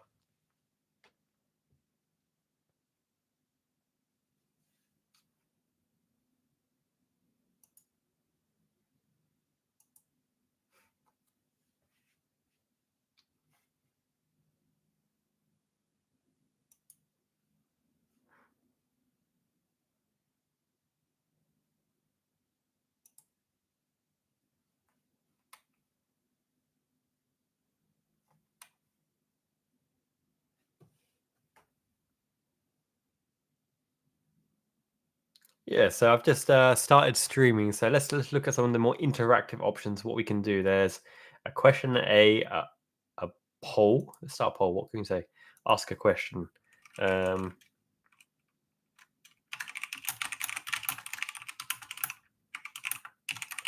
would you take Nunez as first choice striker next season under Slot? Let's see how many agree and disagree. We've got a poll coming on now. Is he number one? Has he got a high enough ceiling? Did he show enough for you guys this season? It's an overwhelming yes at the moment. They're liking what they're seeing from our agent of chaos. Despite all the social media backlash and him deleting his Liverpool affiliated Instagram, the overwhelming consensus is Nunes has enough about him to be our first choice under Arnie Slot, with a proper number 10 behind him, sliding him through. Nunes. Yeah. Kelly, I think we all like Kelly Cates. I still call her Kelly Dalglish on occasion because that's born and bred. But yeah, Kelly Cakes, top notch.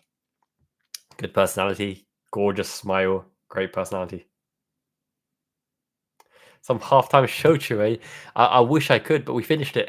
We finished that shochu, that sweet potato wine over dinner. We had the yakiniku again, those barbecue meats, Miyazaki Wagyu, right?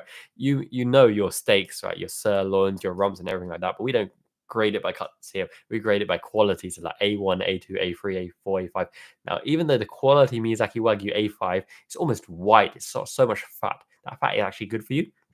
It actually is good type of cholesterol, reduces bad cholesterol. But the problem is it's so oily unless you have a proper fire rendering all that fat and all that meat and then make it really, really succulent. You got to try it once in your lifetime. I mean, Miyazaki Wagyu. People heard of Kobe beef. Miyazaki beef won the Beef Olympics in Japan 2 years in a row. Miyazaki beef all the way representing.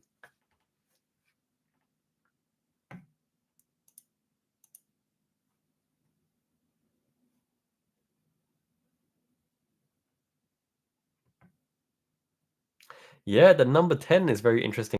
That's what I'm really looking forward to. Klopp has never played a number 10 in his whole tenure here. He's always had players that transition into the side 10, the Manzala position, right? Salah, Lucho Diaz, Harvey Elliott going in from the 8 position. Number 10, Soboslai is more the attacking midfielder. I want to see him cement that place. If he can get the first touch right, he's our best long range shooter, but he's got to slide the ball through quicker. He's got to have quicker decision making. I think Harvey Elliott is amazing in terms of being able to have the vision to play the ball quickly. But do you trust Harvey Elliott? If you play him from the start, it's a big vote of confidence in Harvey Elliott, and then he will have a huge, huge say in how well our season does as well. Who else? Cody Gakpo isn't really a 10. He's more of a versatile kind of forward. So yeah, lots and lots of options there. I think Fabio Carvalho has a good shout to do something, but probably not first choice because it's a very difficult role in the Premier League to find space in the 10 position against a dedicated 6, at least 2 deep lying midfielders from opposition to find the space there.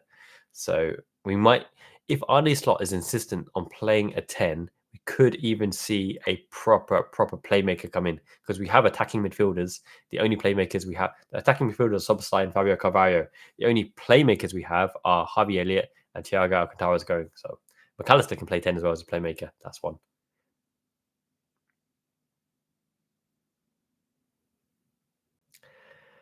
Salah as the 10. He's too one-footed.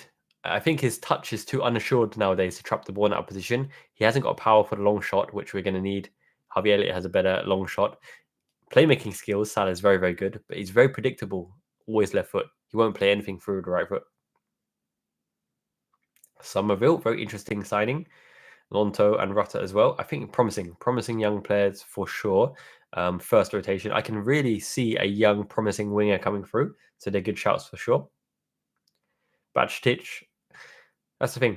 Bajtic has a higher ceiling than Morton, and he's probably ahead of Morton. But Morton played a full season with Hull and a quality season, and he doesn't have the foreign attacks because he's homegrown, so he counts towards that ledger as well. But Bajtic has the higher ceiling, and you really want to see Bajtic come to prominence because he's got more about him. He's got more techers. I would say Morton is a better long ball player, and Bajtic is a better short ball player. Bajtic is a better dribbler. Morton's probably got a better shot. Both very useful. I think they're both very useful. I see Gakpo on the left, I really, really think Gakpo has a huge impact on the left as a wide forward, not a winger, but his crossing, his cutting in and delivery from the right foot from the left wing position. I want a right winger that can head the ball. I want a right winger who can be that offensive threat in the back post, pinning against fullback when Gakpo cuts in, crosses it there, because Harvey Elliott and Mo Salah leave a lot to be desired when they attack the ball in the air.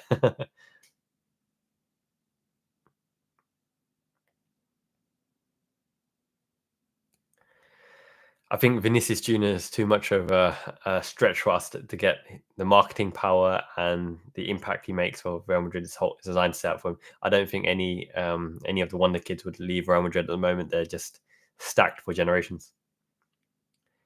Yeah, Gakpo is the same as Haaland, right? For all their physicality, they don't really show it. They're technical. They're way too technical.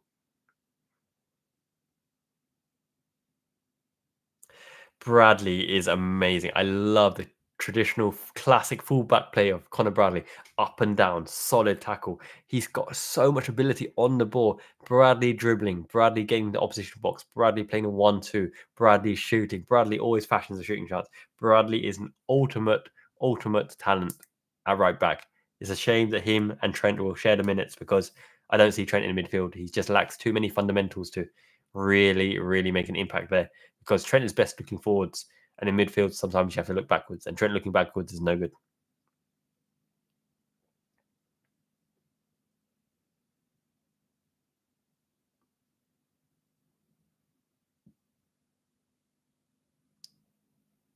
Yeah, the underestimated thing about Beckham actually was his engine, his endless engine, and his ability to get the ball out of his feet and whip the ball in. Trent has a quality cross, but Beckham's ability to hit that cross in through his own making is unparalleled. The ability to shift a yard of space to hit that cross Beckham was absolutely outstanding. His talent was kind of shadowed by the fact that his celebrity and his marriage to Posh Spice. I actually watched that. Ali G interviews the Beckhams. I love that. Ali G was saying stuff like, "Has your little one learned the ABCs or 1, 2, 3s yet?" And then Victoria was like, "Yeah, he's starting to say a few words." And then he was like, "Yeah, and what about your kid?" Because he's talking about Beckham. Ali G absolutely cussing the Beckhams, loved it for comic relief.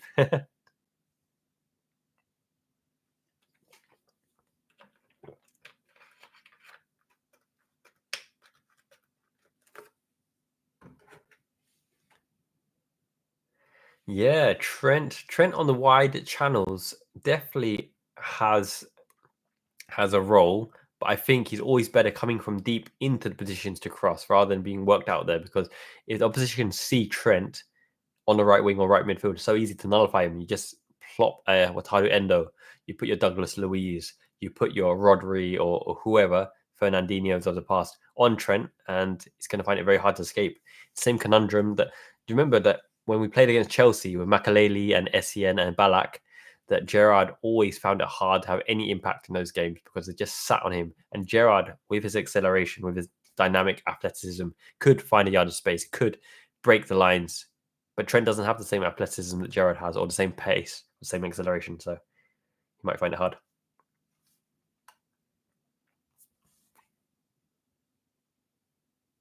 I think there's games where we need Trent to break down opposition. If we have like 80% possession, then Trent's always going to get on the ball and the delivery is unparalleled. We'll make chance to chance and quality chances, not the half chances. But where we need a more well-rounded fullback in tight games, then Connor Bradley is the pick. I think we're spoiled for options there because Joe Gomez is also a really good right back with improved delivery. Straight in behind as well. Can you get onto it? No. Oh, that was a quality left-footed smacker into the side of net by Maka.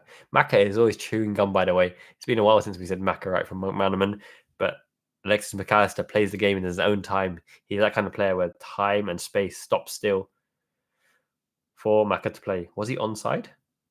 Did the flag get waved? Because that was an excellent pullback. Was it off? Was it off? Did they need to check VAR? Because that was a quality finish by Maka. Tasty player. Super versatile. You slot Maka is the modern day Genie Wijnaldum. You slot him anywhere in midfield and he'll do a job for you.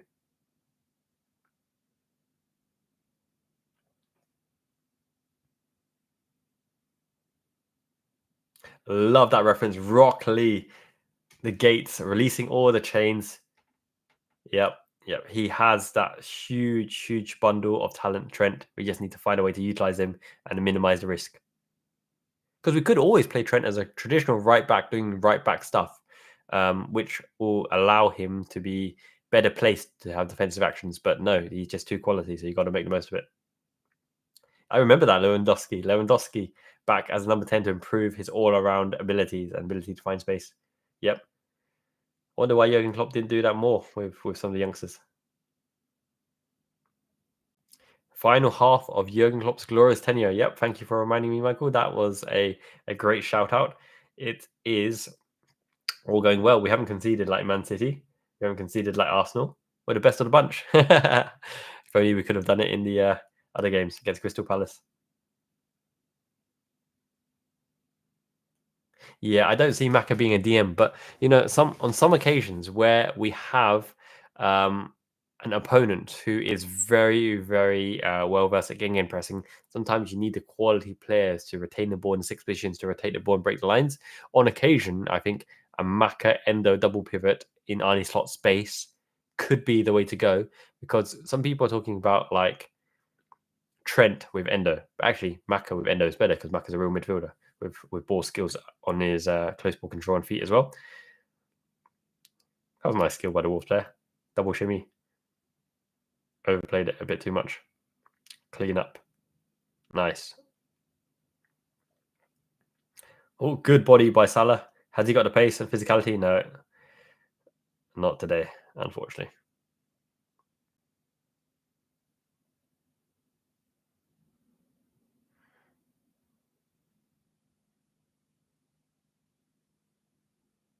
James Khan, is that from the Dragon's Den, is it?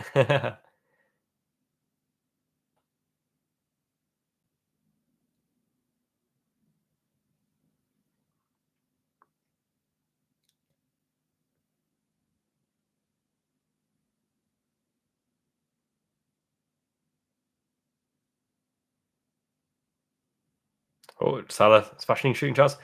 Okay, that had more power, but no accuracy. Straight at the keeper. Yeah, Matip. Oh, James Conn actor. Yeah, no, for sure.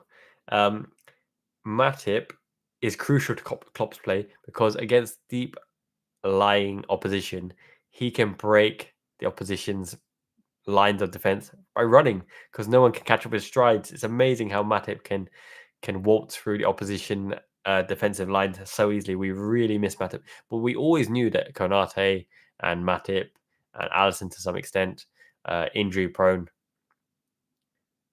It's the price you pay for the quality and the player and the person.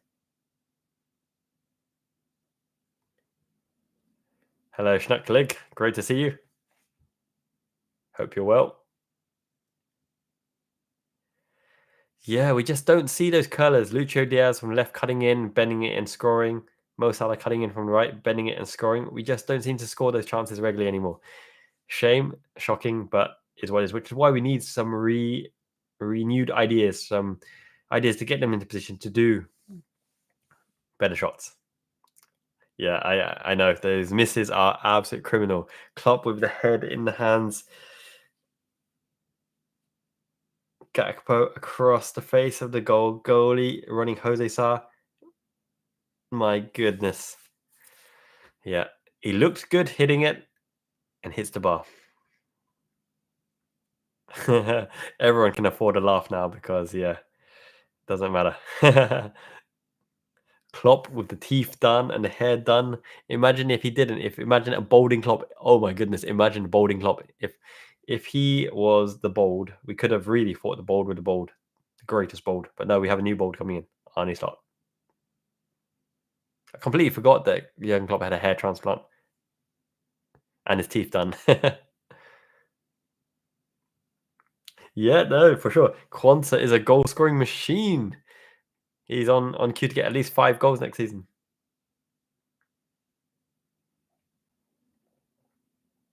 Costa Simicast, that hair is fantastic. I don't know what scenes you're getting, but Thiago, Simicast, Matip, Simicast with the earring. He's got the earring and the badass hair, proper gangster, Yakuza style. Nice turn. Nice turn by Endo into Mac. Mac breaks the press and he's fouled.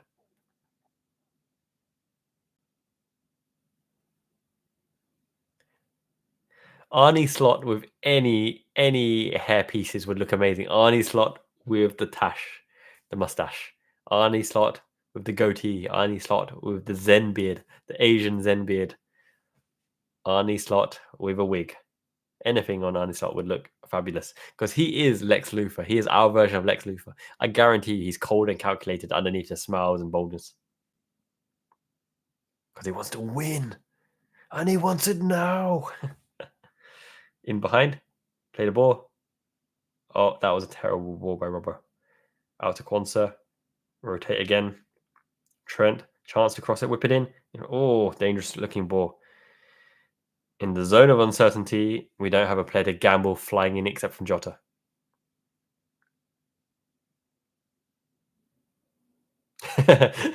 Nunez with the braids. Yeah, the Ebi Nigiri, the sushi braided prawn head Nunez.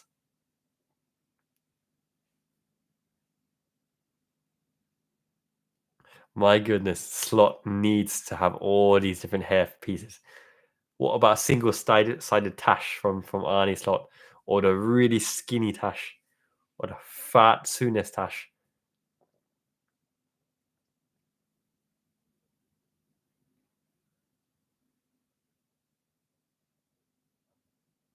Nice one, nice one. We're getting all of the ball. I've almost forgot the Wolves were down to 10 men. Literally, they're on a hope and a prayer here on a counter attack or ball over the top. But we're strong against that with Quansah and Van Dijk. So I really think it's going to be continued pressure. Just looking at the Other scores: Fulham 3-2. I take it back. Exciting game. Fulham 3-2 against Luton. Newcastle 3-1. Arsenal still drawing with Everton. Burnley losing to Nottingham Forest. Chelsea 2-1. Palace are. I think Palace are a really good team. Olise, Eze, Mateta, Palace have the makings of a really good team, and having got rid of Roy Hodgson, have a bit of excitement around them. I really, really think Palace are on the way up. Can they keep Olise? Can they keep Eze? I would take both.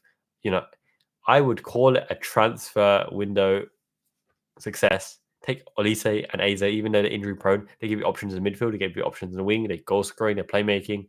They're quality, talented, and they're Premier League proven. I would just take them both and close the window.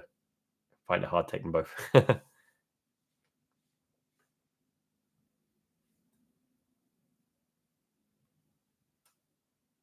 I think Gomez has great attributes for that. Yeah, it's a good point innovator. He played a lot of there in towards the end of the season, especially inverting there from fullback. The problem with Gomez is sometimes he's too enthusiastic. He doesn't hold the position of a six. He goes chasing for the press.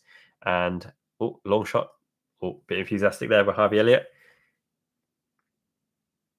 Booby Charlton. My goodness. Yeah, Gomez is a wonderful player for the team. Never kicks up a fuss, play multiple positions. A dominant. He's an Alvaro Arbeloa at left back because he can stop an inverted winger on the right wing position for opposition from being involved in the game. He can run a player down the line, down the wings as well. Gomez is invaluable as a player. In around the back. Does it break? No, doesn't.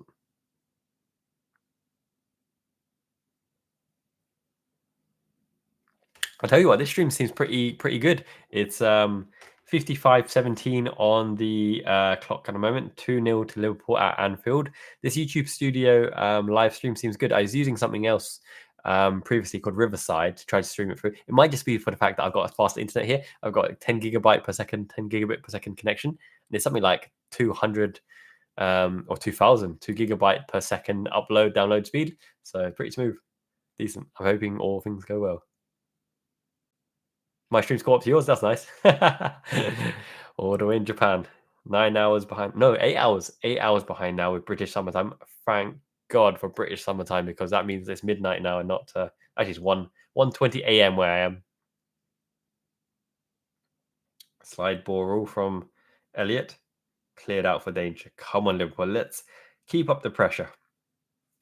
Which plays out with the Cisco hairstyle? The blonde hair, the Jibril Cisse, Lord of Road trim for Wolves at the back there.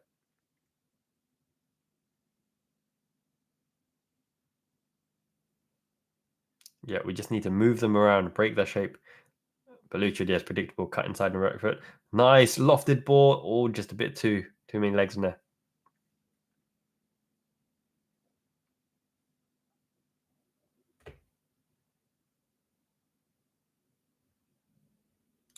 Klopp is definitely Batman, but he's way too tall and way too big to go incognito. You'll recognize Klopp from a mile away, especially with those shiny teeth.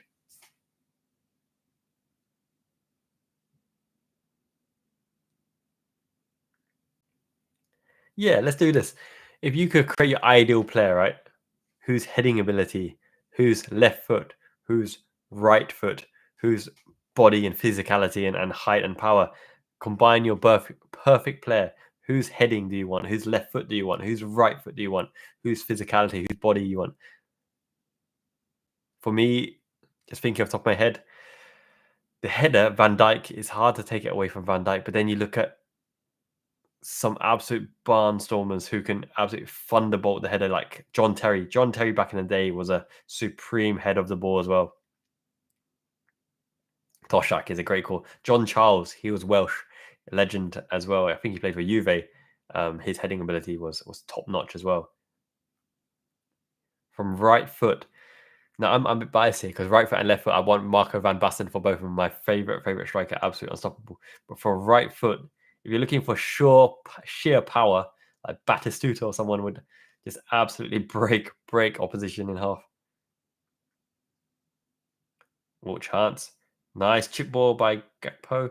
Oh, is Elliot's chance? No. Body's on the line, blocked. Retain possession, Lucho Diaz. Elliot again. No, leave it to Trent. Oh, that would have been beautiful, but McAllister skies it with the through ball. Jota's heading's fantastic. So right, for small players, Diogo Jota and Luis Garcia, their heading was super. Sadio Mane, their heading was amazing. Francesco Totti is a good shout. Absolutely fantastic shadow striker. Totti or Del Piero, they were both really. They had different visions for that number 10 role, but perfect players, beautiful players.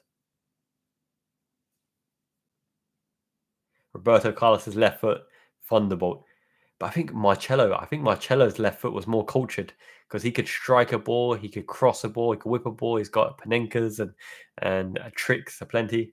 Suarez's teeth. I love it. Ball goes in the air. They're playing a roulette ball at the moment. Wolves are penned in. They can't get out. Our press is on point. 60-minute mark is where I expect substitutes to come on. Yeah, Rodri is an absolute class player. I think he's been the difference between Man City really continually getting the ball into prominent areas of play because he gets the ball and plays the ball. He can't get the ball off Rodri. He play makes. He's a destroyer. He's a supreme player, Rodri.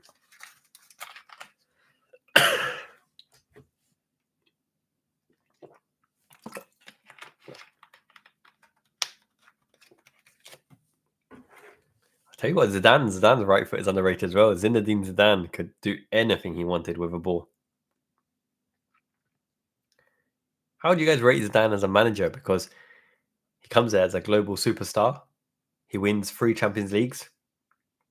But once again, he had that ready-made squad already. Don't know if he had any outstanding comebacks. Was his tactics really supreme, or did he just right time, right place?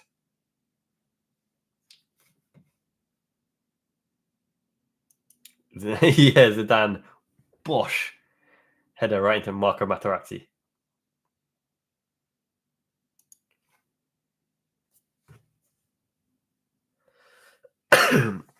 Ronaldinho Gaucho, the feet, the legs, the body, the head. He said of himself, he may be ugly, but he's got charm. He went ugly. What a star. Ronaldinho Gaucho. Love it. And Il Fenomeno as well. Ronaldo. The real Ronaldo at Brazil. Pace, acceleration, shot power. Unstoppable. That hat-trick against Man United. One of the best single performances ever. That's the thing. If they can't beat Everton, right, and Everton do grind performances, Everton under Sean Dyche are a bit of a beast at the moment because they got a dirty style, dirt ball style. They're not easy to break down, Everton. We saw that themselves when they beat us. That was unfortunate. The record went. And here come the Wolves reinforcements instead of Liverpool reinforcements.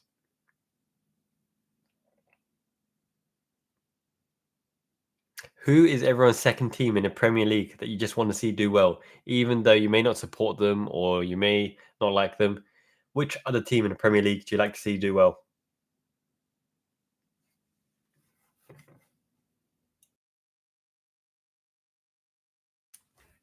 For me, it's probably between Brighton because they played that really exciting start under Roberto De Zerbi, or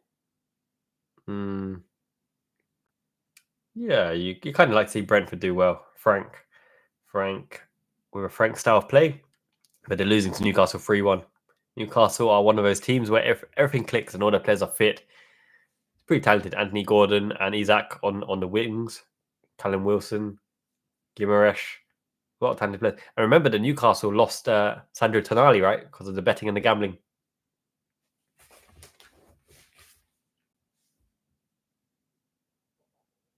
Yeah, it's true. There's something special around the Merseyside derby and seeing Everton do well because they were there for us in all the tragedies as well. It's a city that loves football.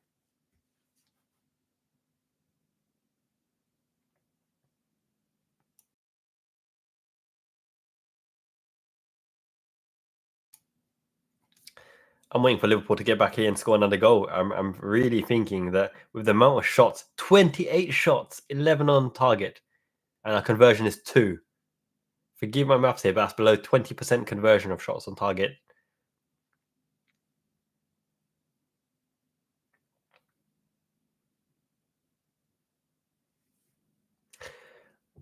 Yes, good question, SFA APK7. I think the type of chances we're presenting to Darwin Nunes gives him the opportunity to miss. Darwin Nunes is better as a Fernando Torres prototype where the ball slid in and on that angle he can shoot first time, or on the left hand side with a dummy runner, him cutting aside, allowing him to bend that shot as well. These are shooting opportunities we don't present to Darwin Nunes too often. So many times it's over the shoulder, over the top, on top of me expecting him to basically beat the keeper from that angle where he seems to fluff it a lot. I think Darwin Nunes is more instinctive, and we've got to present those kind of chances that Gerard presented to Torres, which is why I'm really, really interested in seeing a number 10 behind him. And luck plays a big part of it as well. You can't be as unlucky a lot of the times. But then again, part of it is down to his style of finishing, which is hitting it at the keeper.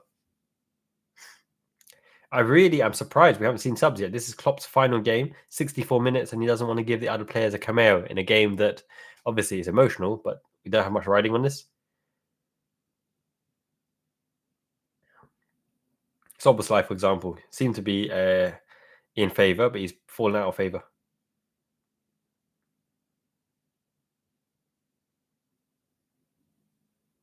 Here we go, Gravenberch.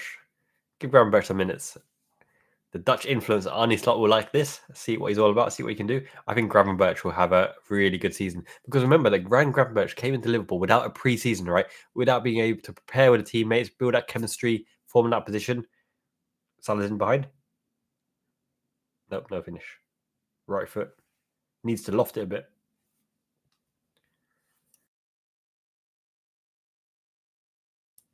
But he's offside anyway. But I really find that without Diogo Jota on the pitch, our finishing leaves a lot to be desired in terms of its clinical nature, the type of finishing, the type of composed finishing. Oh no, he actually tried to cross it.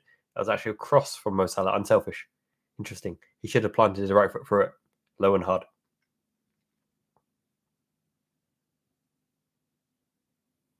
Much appreciated. Love your comments as well. Thank you for always for the support.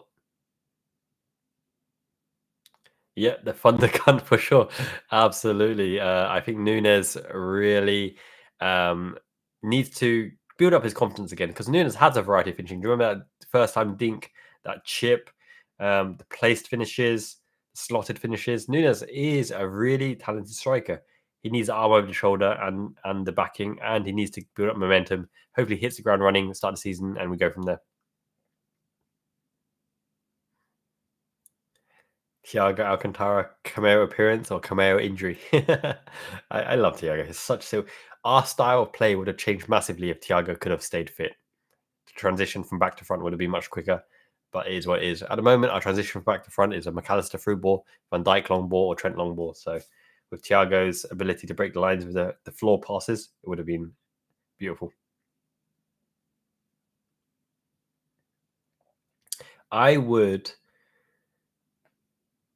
get rid of Mo Salah if I had the choice because of the fact that Lucho Diaz is of that age, 27, 28 kind of range, where he should be coming into his pomp, into his prime, and he can't be missing as many chances. Oh, great cutback, great turn, cross. It's an open goal for Wolves, and they scuff it. Van Dijk in the way. Salah, I think you save more on his wages, but also it sends a bigger message, right? It's the coming of the new guard. We need a new starting right winger, whether it's Harvey Elliott, whether it's Soboslai, whether it's new right winger. I think it will be a new right winger. It sends a message that we're on to the real Liverpool 2.0 instead of relying on Salah, who's not a shadow of his former self, but it definitely doesn't have the attributes, the speed, the skills, the finishing of the prime Salah.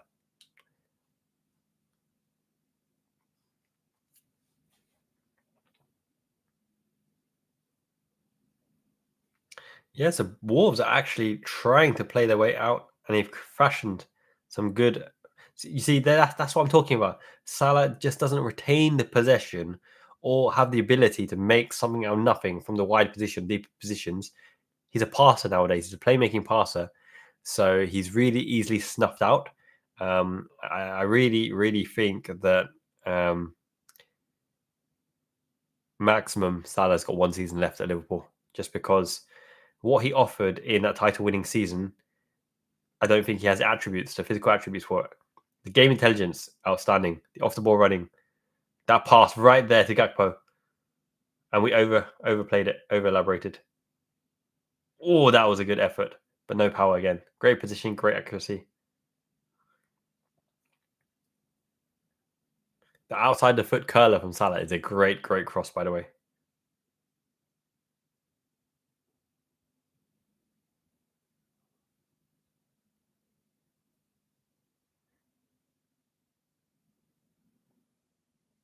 Yeah, I mean, I wouldn't be opposed to selling both Diaz and Salah, to be honest, if the right target is available. If we can get a pair of top quality wingers in their prime, not a gamble. I would actually probably say that Takefusa Kubo is a gamble. Um, Somerville is a gamble.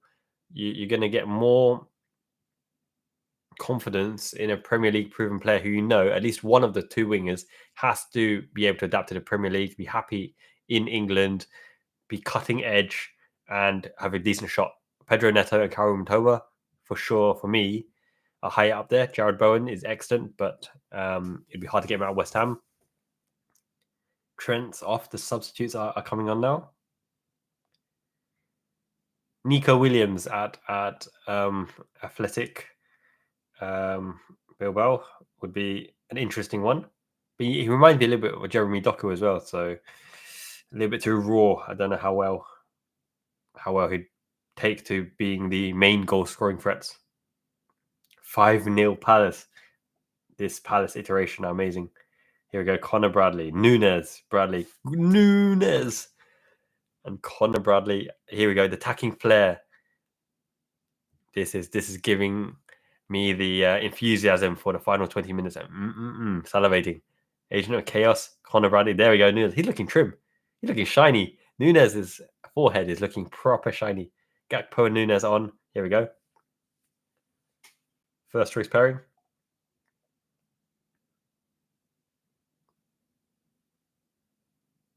Deep cross. Touch Elliott. Lofted in. In, out. Shake it all about. Great ball retainment by Harvey Elliott. Tries a swish kick. Whipped in. Too close to the keeper. Man United have scored. Yep, we need Endo to turn over the ball, to give our attacking players the best chance to score. Because when they're attacking, they have to commit players. When we turn over the ball, get it quick to Nunes. That is the key. These LFC kitties. So I actually got this from the official Liverpool website in Japan at the time. It's actually LFC Scamo, but Scamo closed down at the start of the year. So maybe I need to open the official Liverpool website in Japan. But I got it from Scamo. I don't know where else you can get. But if I find any more, I'll make them available on the channel. I'll announce it, maybe a competition or giveaway or something. So if I can do that, then I will let you guys know. Thiago Alcantara, it's not even on the bench, right? Yeah, I don't think Thiago is available today. I see you, Jeremy.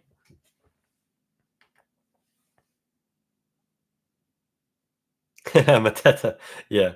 A tucked-in shirt Mateta is Ronaldo R9. Same as a Mo Salah with afro is a Mo Salah in his prime. And that rhymes. Poet, I didn't even know it. MC Star representing.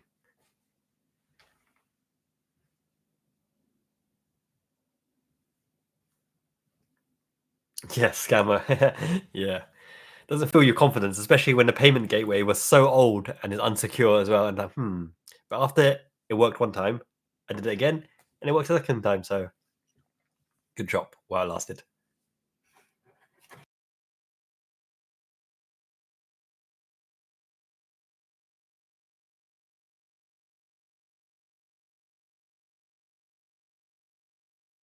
That's another thing. Exciting things coming up. It's not just the studio changing other things. I actually commissioned a lot of artwork, a lot of drawings. I might make some merch as well, right? Some kitty and other stuff. Not sure if I can get away with the actual Liverpool kit, but I might make my own modification of the Liverbird, maybe with a samurai hat and samurai sword or whatever. I've actually got really nice tin badges coming that I can put on the tactical formation board with the camera from above. Surprise, spoiled it a little bit, with other stuff as well. So if you guys are interested in Japanese variants of Liverpool players, Liverpool goods and other stuff, let me know. I can whip it up and yeah, make it available on the channel. And for you guys as well, I'll find some way. I think like YouTube do some membership thing, right? That allows you to give away goodies. a certain tier or whatever, I can just give away a numbered mascot or kitty. Member 1, member 2, whatever. Kitty 1, kitty 2. Might be fun. Yeah, that's a good poll. Let's whip that up as an option now.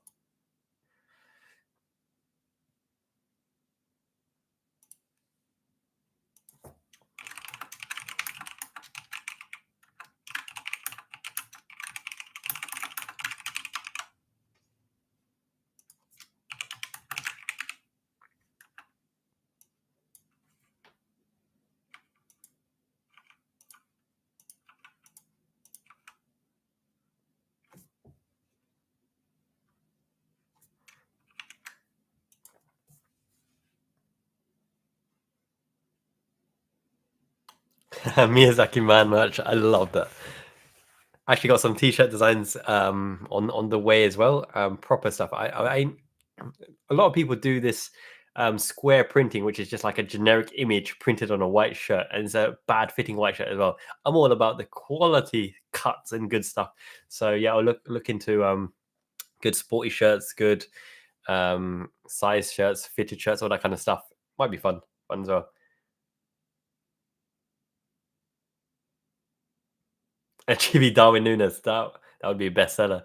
Agent of Chaos Darwin Nunes. What hair though? The standard hair or the braided Nunes ebi sashimi sushi hair?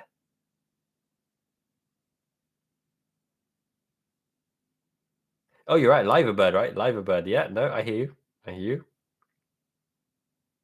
you. Custom. I tell you what, right? There was this a toothbrush company as well. Really nice guy. He did exclusive Liverpool open and closed toothbrush merch as well. I got me one of them.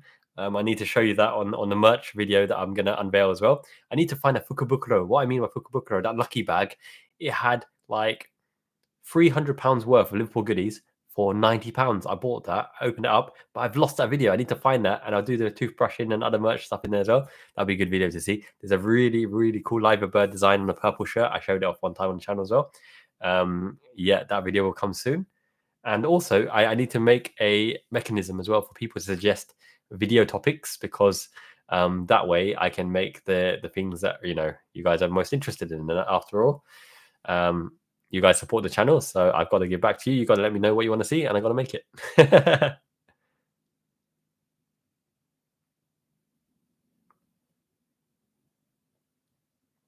Yeah, we slowed down the pace a bit because obviously Wolves have sat deep, a block of 5 with a block of 3 in front and 1 up front. Really hard to break down. We have to be patient, maneuver the ball. Nunes, great recovery, great composure, and it's thundered off his shin. Yeah, I should do some Japanese food giveaways as well, right? Quality ramen, spicy karamen, which is a Miyazaki special translucent chewy noodle with ichikara kara chili types, which is not a chili type that you get in the UK. That ramen is superb. Transfer speculation is. I tell you what, one of the ideas I had was I'm going to do regular shorts as soon as I've set up the studio properly. For every single rumor that Liverpool have been linked with for a player, I could do a quick short on the thoughts of that player, the likelihood of them coming in, if it did come in, how they were playing Arnie slot system. Maybe that would be a banger. That'd be a good one as well.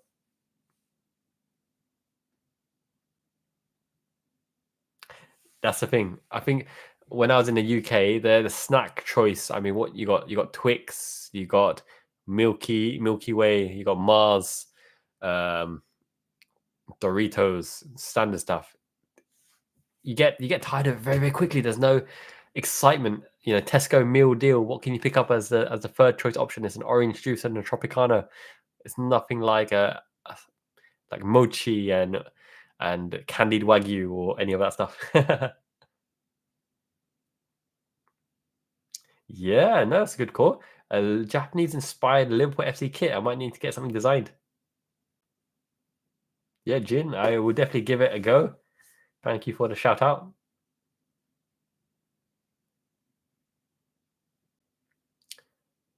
Snack choices Audi. Oh, I love me some Audi, right? Cheap, cheap and cheerful.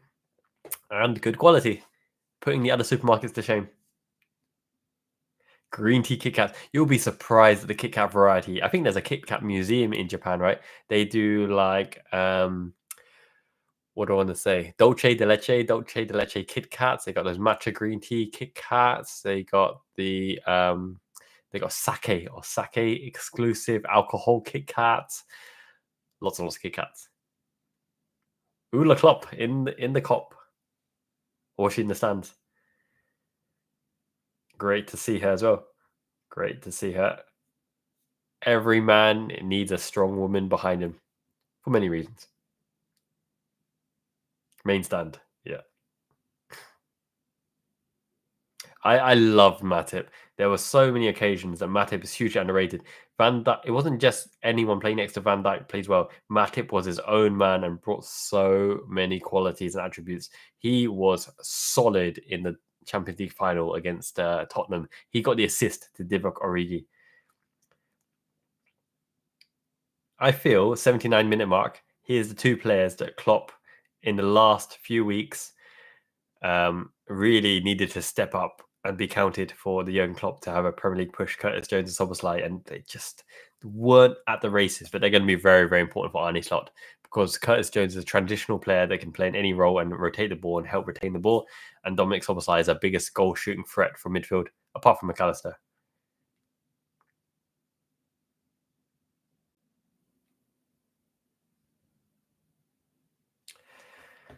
I really think Arne Slot will have a fantastic season. I'm going to say that Liverpool come second.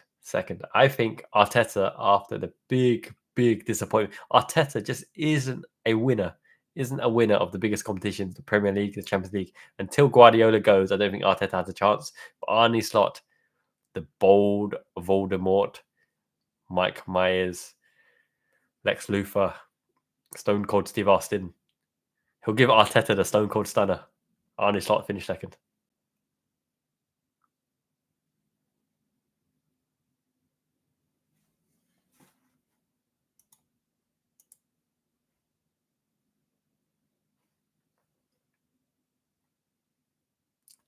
Free seems to be the overwhelming choice against Man United. 4+ second.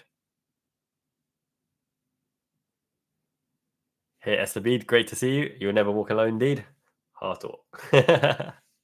Love it.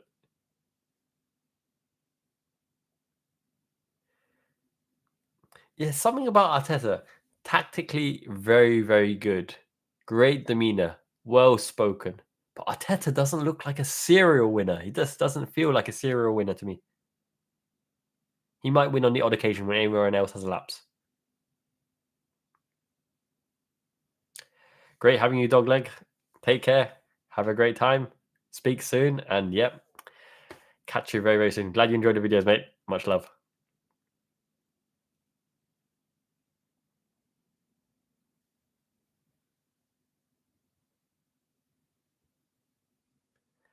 Yeah, the Champions League final slots for next season will be very interesting because surely Man United and Tottenham will want to come to prominence as well. Oh, ball played across, slow to react. We've penned them into the penalty box area. Give Nunes a chance. Skied. Is that Gakpo? No, he's off. It's Van Dijk.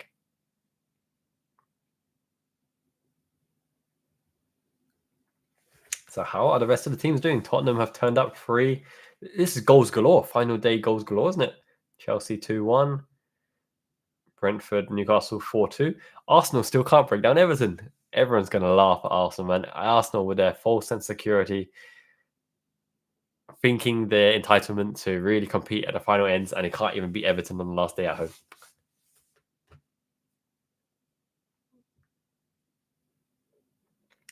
You know what? I have a feeling that this transfer window is going to be really, really exciting because there's no obvious transfers or in the air who you're going to get or what you're going to get. We've got Michael Edwards. We've got Julian Ward coming back. I will do a video on what Julian Ward, the band getting back together means and their relationship with Jurgen Klopp because that says a lot around the power shift and the dynamics of the club as well. I really think this transfer window is going to be exciting because everyone's going to want to make an impact and give Arne Slot the tools to have a great season. Great cutback by Nunes. Shoot across. Guard against the break. Work your way back. Keep him out wide. The red arrows. Oh, free kick on the outside area. We had to take him out. Pedro Neto. Still key Mercurial wing. I love me some Neto. He's come back from injuries quite well. He's very, very talented on the ball. Who do you guys think would be a better choice between Pedro Neto and Kaoru Mitoma? Similar types of players. Mitoma's more direct. Neto's more jinky.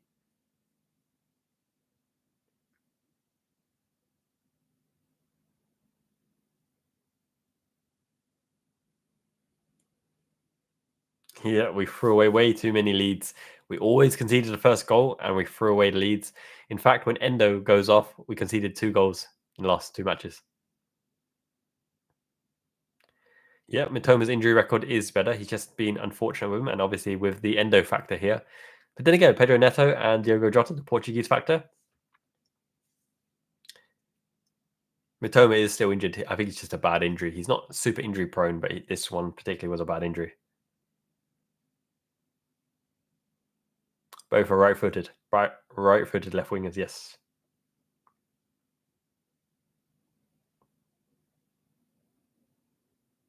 Great save by Alisson, down low. Shot hard through the wall.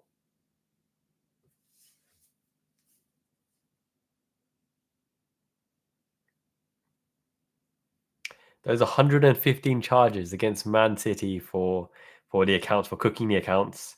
That'll be very interesting when it finally gets resolved what the penalties are, because I don't know, can they retrospectively re-award Premier League titles, other titles, all that kind of stuff? Uh-oh. Offside. Held the line. Doherty.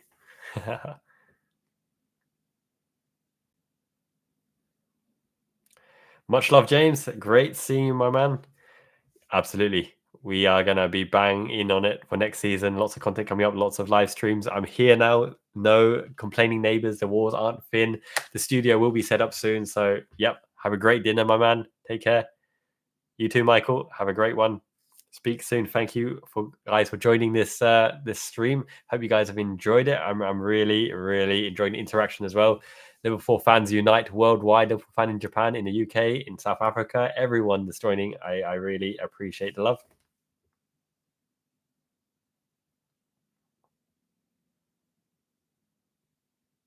All right. Got to be off. Good stuff. Is he off? Is it a shoulder? A shoulder against the back. It's a tight one. Offside given. Aston Villa getting demolished. Yeah, 5-0 Crystal Palace. I think Crystal Palace is a really good team. Really good team. Ever since Roy Hodgson got removed. Olise came back. Eberechi Eze. Mateta. They got really solid foundation. Slup. Joaquin Anderson.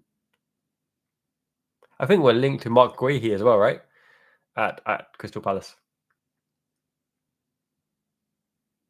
Yep, Glasner. He's really, really turned the tides and the fortunes. None of the negativity.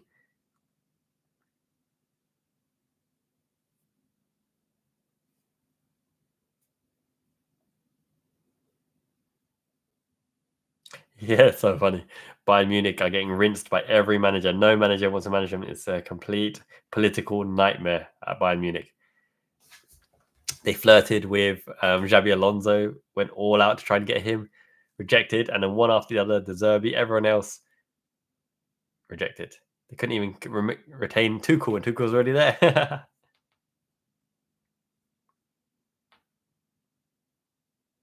Jurgen Klopp is serenaded. This is beautiful to see. I'm really, really glad that people have turned out for Jurgen Klopp and are giving him the proper farewell he deserves, because he's turned our whole club around, laid success on plate for Arne Slot, and hopefully he can carry on. Liverpool, and Arne Slot's a great personality, by the way. I think he's the right type of man. There you go. That's what I'm talking about, Curtis Jones. He holds on to the ball too long. He could have played a first-time ball, and we could have gone from there. But he needs to turn on the ball, get his foot on the ball before he does anything. Rehearsing the trophy award ceremony? What for? What kind of trophy? The Fair Play Award ceremony? Bot shot, long range. Coming on to the 88th minute. Oh my goodness, guys. 2 minutes plus injury time of Jurgen Klopp's reign at Liverpool FC. Quality time, never forgotten. Some of the biggest comebacks in history against Barcelona 4-0 at Anfield, against Dortmund coming back, reaching the Champions League finals, winning the Premier League after 30 years. Jurgen Klopp's last moments at Anfield. Look at all the stewards there. I'm sure they're going to keep him safe from the crowd wanting to rush. Conor Bradley, look at this. Look at this man. Standing the man up. They're very composed. 3-2. 3-2. West Ham score? No, 3-1 is it?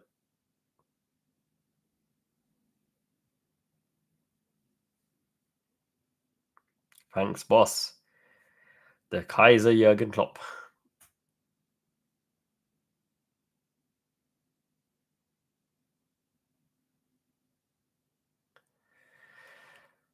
Yeah, Havertz has been a surprise. He's always been a quality player, but he just couldn't find the right fit for the puzzle. He has all the tools to do the job. I think he's been a very important player for Arsenal this season. Turned out to be a decent transfer.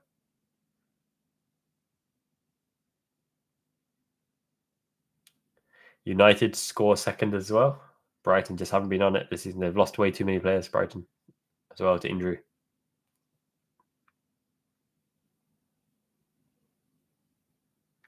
That's what I mean by Szoboszlai's touch. He's not so assured with the ball at his feet. He's a better one-touch player and a better shooter across as well. Van Dijk on the wing. Go on, Van Dijk. Do him up. Skill him up.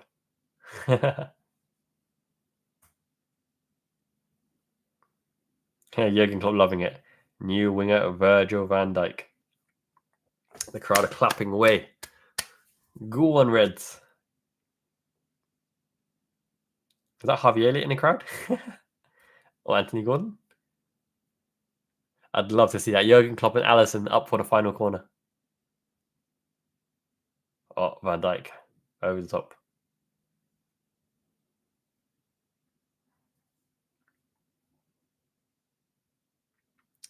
Yep, it's starting to hit home now. Jurgen Klopp's getting emotional. He's getting teary-eyed. You can see it. The floodgates are opening. He's getting emotional. I think the fist pumps, he always does the amount of goals, doesn't he? At least two fist pumps.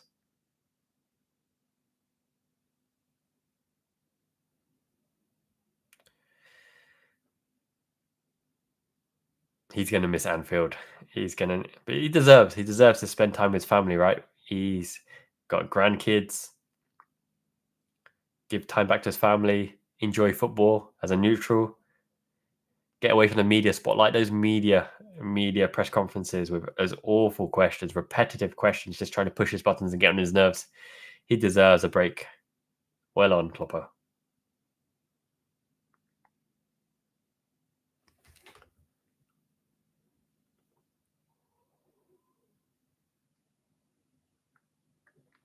"35 attempts, 13 shots on target." Sums up Liverpool season. On the break. Is that Szoboszlai? Go on, Salah. Finish. Oh, what a terrible touch. Terrible touch by Salah. Should have finished it off in style. 4 minutes at a time. 1.5 minutes. Shows 92 minutes, 32 seconds. On a plate for the mate, Mo Salah. Come on, I should have slotted it first time. That touch, man. That is why it would sell Salah. I think if you can get 70 million, I'd probably take it. The reasoning is it's happened too many times. That first touch has been too unassured. He hasn't been ruthless. He seems too smiley and too happy. Cold-blooded finisher. Time stop still, trap the ball dead, and slot it away.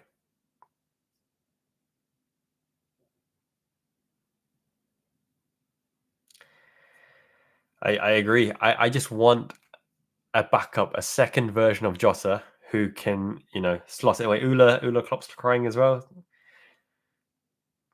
What a woman. What a great woman.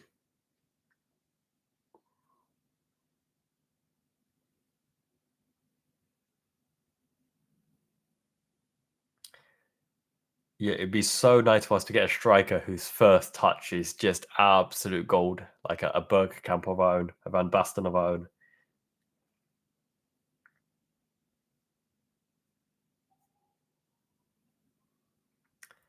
Kenny Dalglish in the crowd. Great to see. The king himself, King Kenny.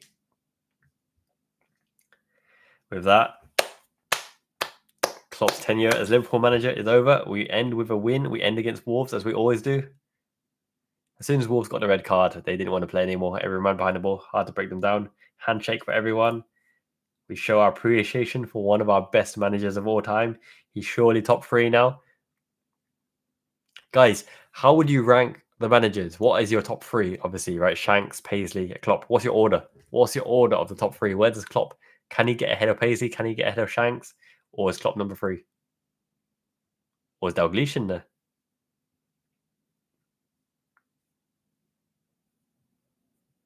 I don't think there's any arguments for Rory Hodgson or B. Rog or Rafa the Gaffer.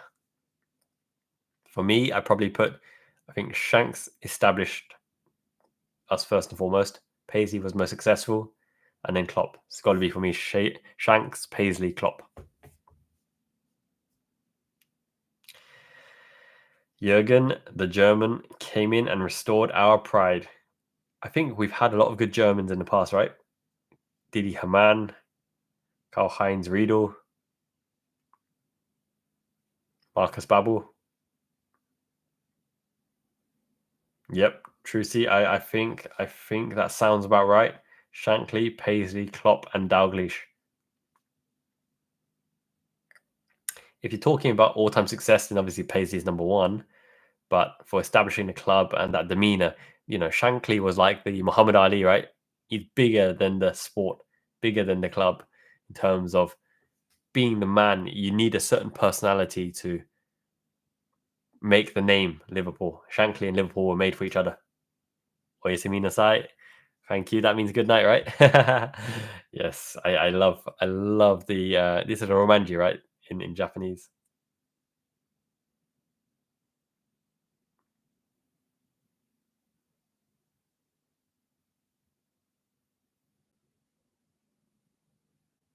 Yeah, Virgil was there for Klopp the whole time. Intertwined errors. Yeah, I need to make the post match video. I will try to make that tomorrow or the day after or get into it. It's now officially 2 a.m. 2:01. So very shortly, Betty bye bye. Just looking at the final scores, Man City have won a Premier League. Congratulations to them. You can't fault them. We had our chances, we had opportunities. We can't say that they cheated their way to it like previous seasons. We just didn't take opportunities in transitional season.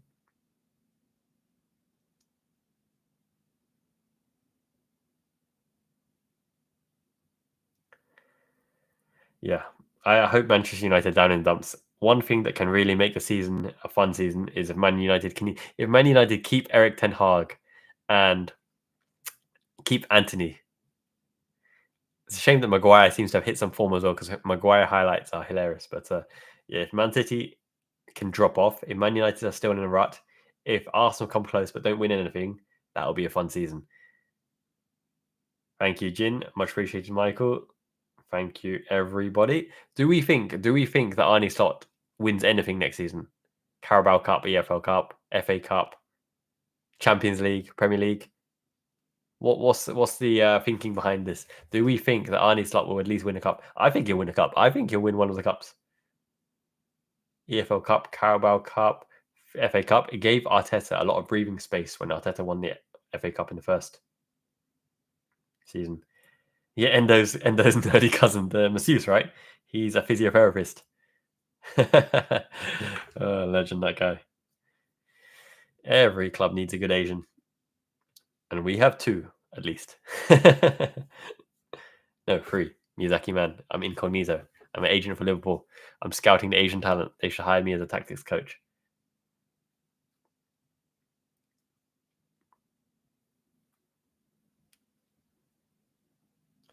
I'm loving the scenes. I'm loving what I'm watching on this picture. Did you see that look on Matip? Matip just gave Klopps the eyes.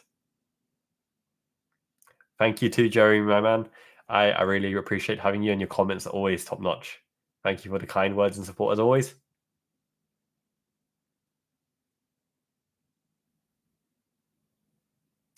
The slot machine. Slotting away the chances. That's all we need. Game and slot.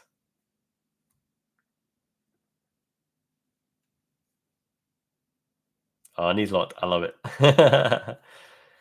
To beat the bold, you need the bold. The best bold of all. I think dominating performance sums up the season well on top. Didn't finish our chances. Gave opposition some pretty decent chances.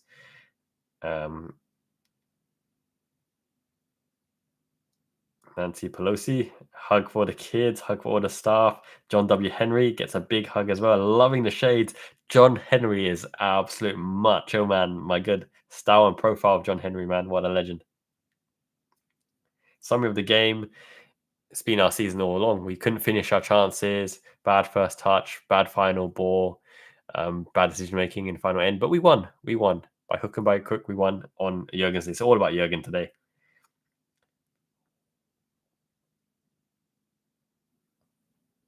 Agree, Papa. We have a fantastic squad.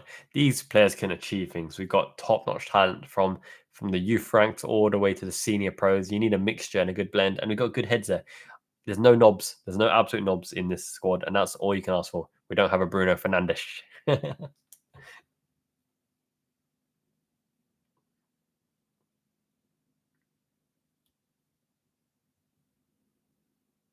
Thank you, Sean. I love that banner with the Klopp as the K. Really creative Liverpool folk. Really, really top-notch scousers. You'll Never Work Alone is for sure a definitely the best song, the best tribute for Liverpool and the people and the club. It's a family-run club for sure. Yeah, Matip's smile and his accent. Matip's voice and accent is hilarious. Hearing that day in day out. That's the thing, right, about transfers. It's not all about just the quality of the player. You got to work with these players day in and day out. So you got to have good people.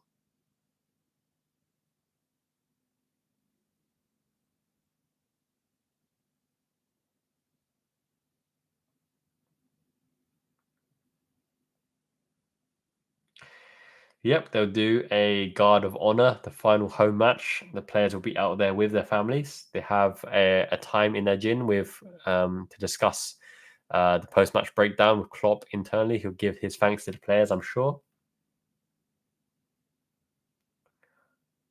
Rojo Rojito Reds and Klopp. I love it, Court Green. Thank you for attending. Thank you for support and kind comments. Much appreciated.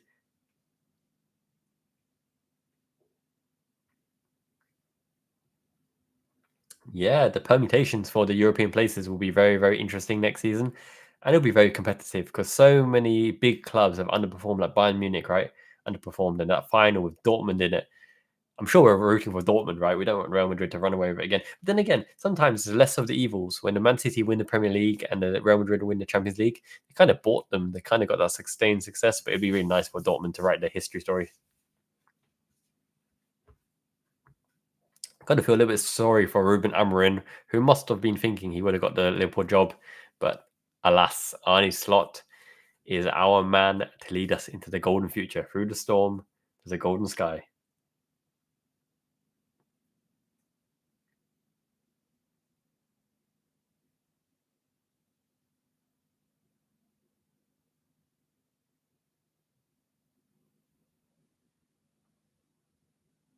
Take care, Matthew. Speak soon, my man. Have a great day. Thank you for attending. Much love.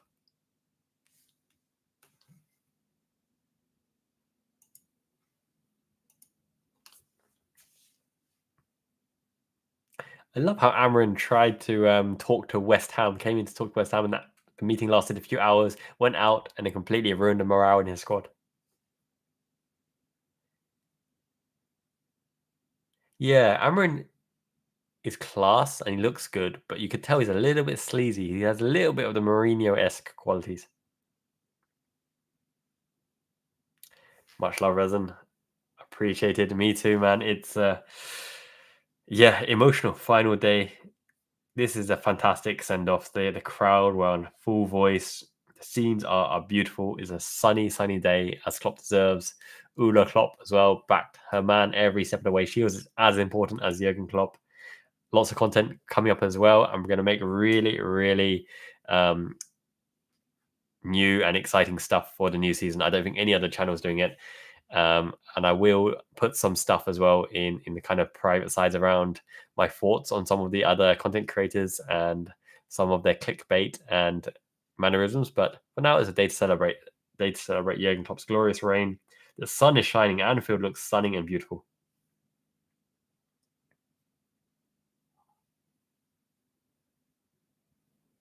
I think Xabi Alonso probably wants to leave a lasting impression at all his clubs. I mean, he's only come to Leverkusen recently, isn't it?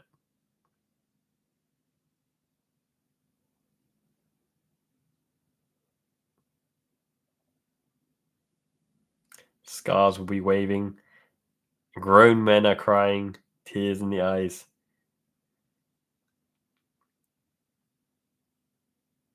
A good finisher will, you know what? A good finisher from the right wing could make and break the season as well, because Nunes has the potential to really be the one to lead us to medals and trophies, as does Gakpo. They are good. They just need, in and around them, people to step up when they're not firing. Sunbathing Liverpool. Excellent.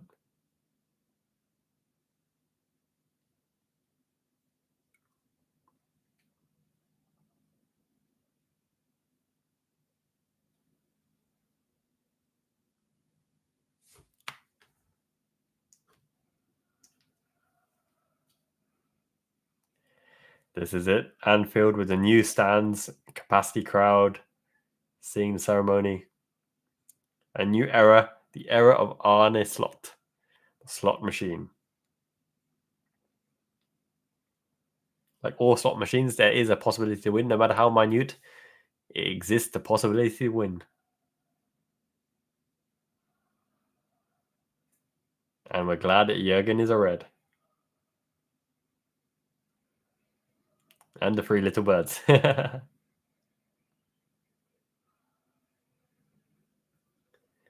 Wow, some pretty high scores throughout the Premier League this season. On final match day, 2-1 Arsenal Everton, 2-4 Brentford Newcastle, 2-0 Manchester Brighton, 2-1 Forest Burnley, 2-1 Chelsea Bournemouth, 5-0 Palace Thrash Villa.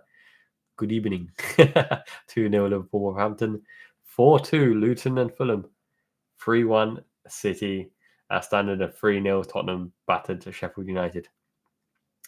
Mongo, I think Jurgen's goodbye. If it's not an official Liverpool YouTube channel or the official site, you might need to look at some stream, find a stream for it. That's how I watched Tyson Fury versus Alexander Usyk.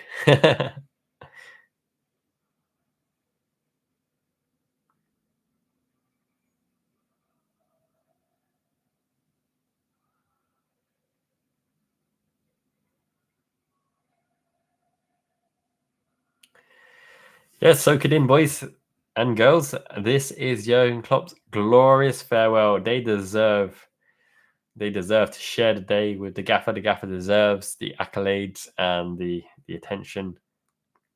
He has brought the pride and the heart and the glory back to Liverpool. And it means more the fact that we won the Premier League, that we won the Champions League against the opposition that we did with the financial doping and all that.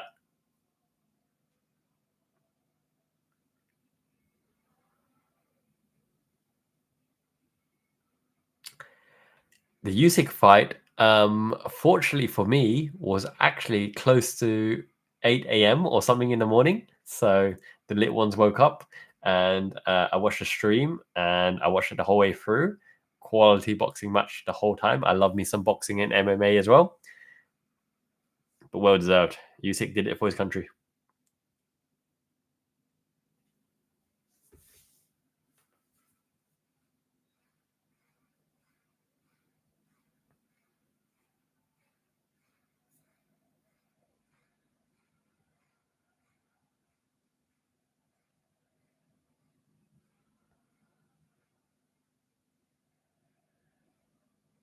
Indeed, King Kenny will always be Liverpool's heart embodied in his body. Truly great man. Jaden Dans, Bobby Clark, Bajcetic, Nat Phillips, McConnell, Kumas, young guns. They're chomping at the bit for Arne Slot's system, and Arne Slot does develop the youth and youngsters, so it'll be a really, really exciting time to see who manages to break through. I think Bobby Clark has a lot about him. James McConnell, tactically aware as well. Morton, Bajcetic, the deep players.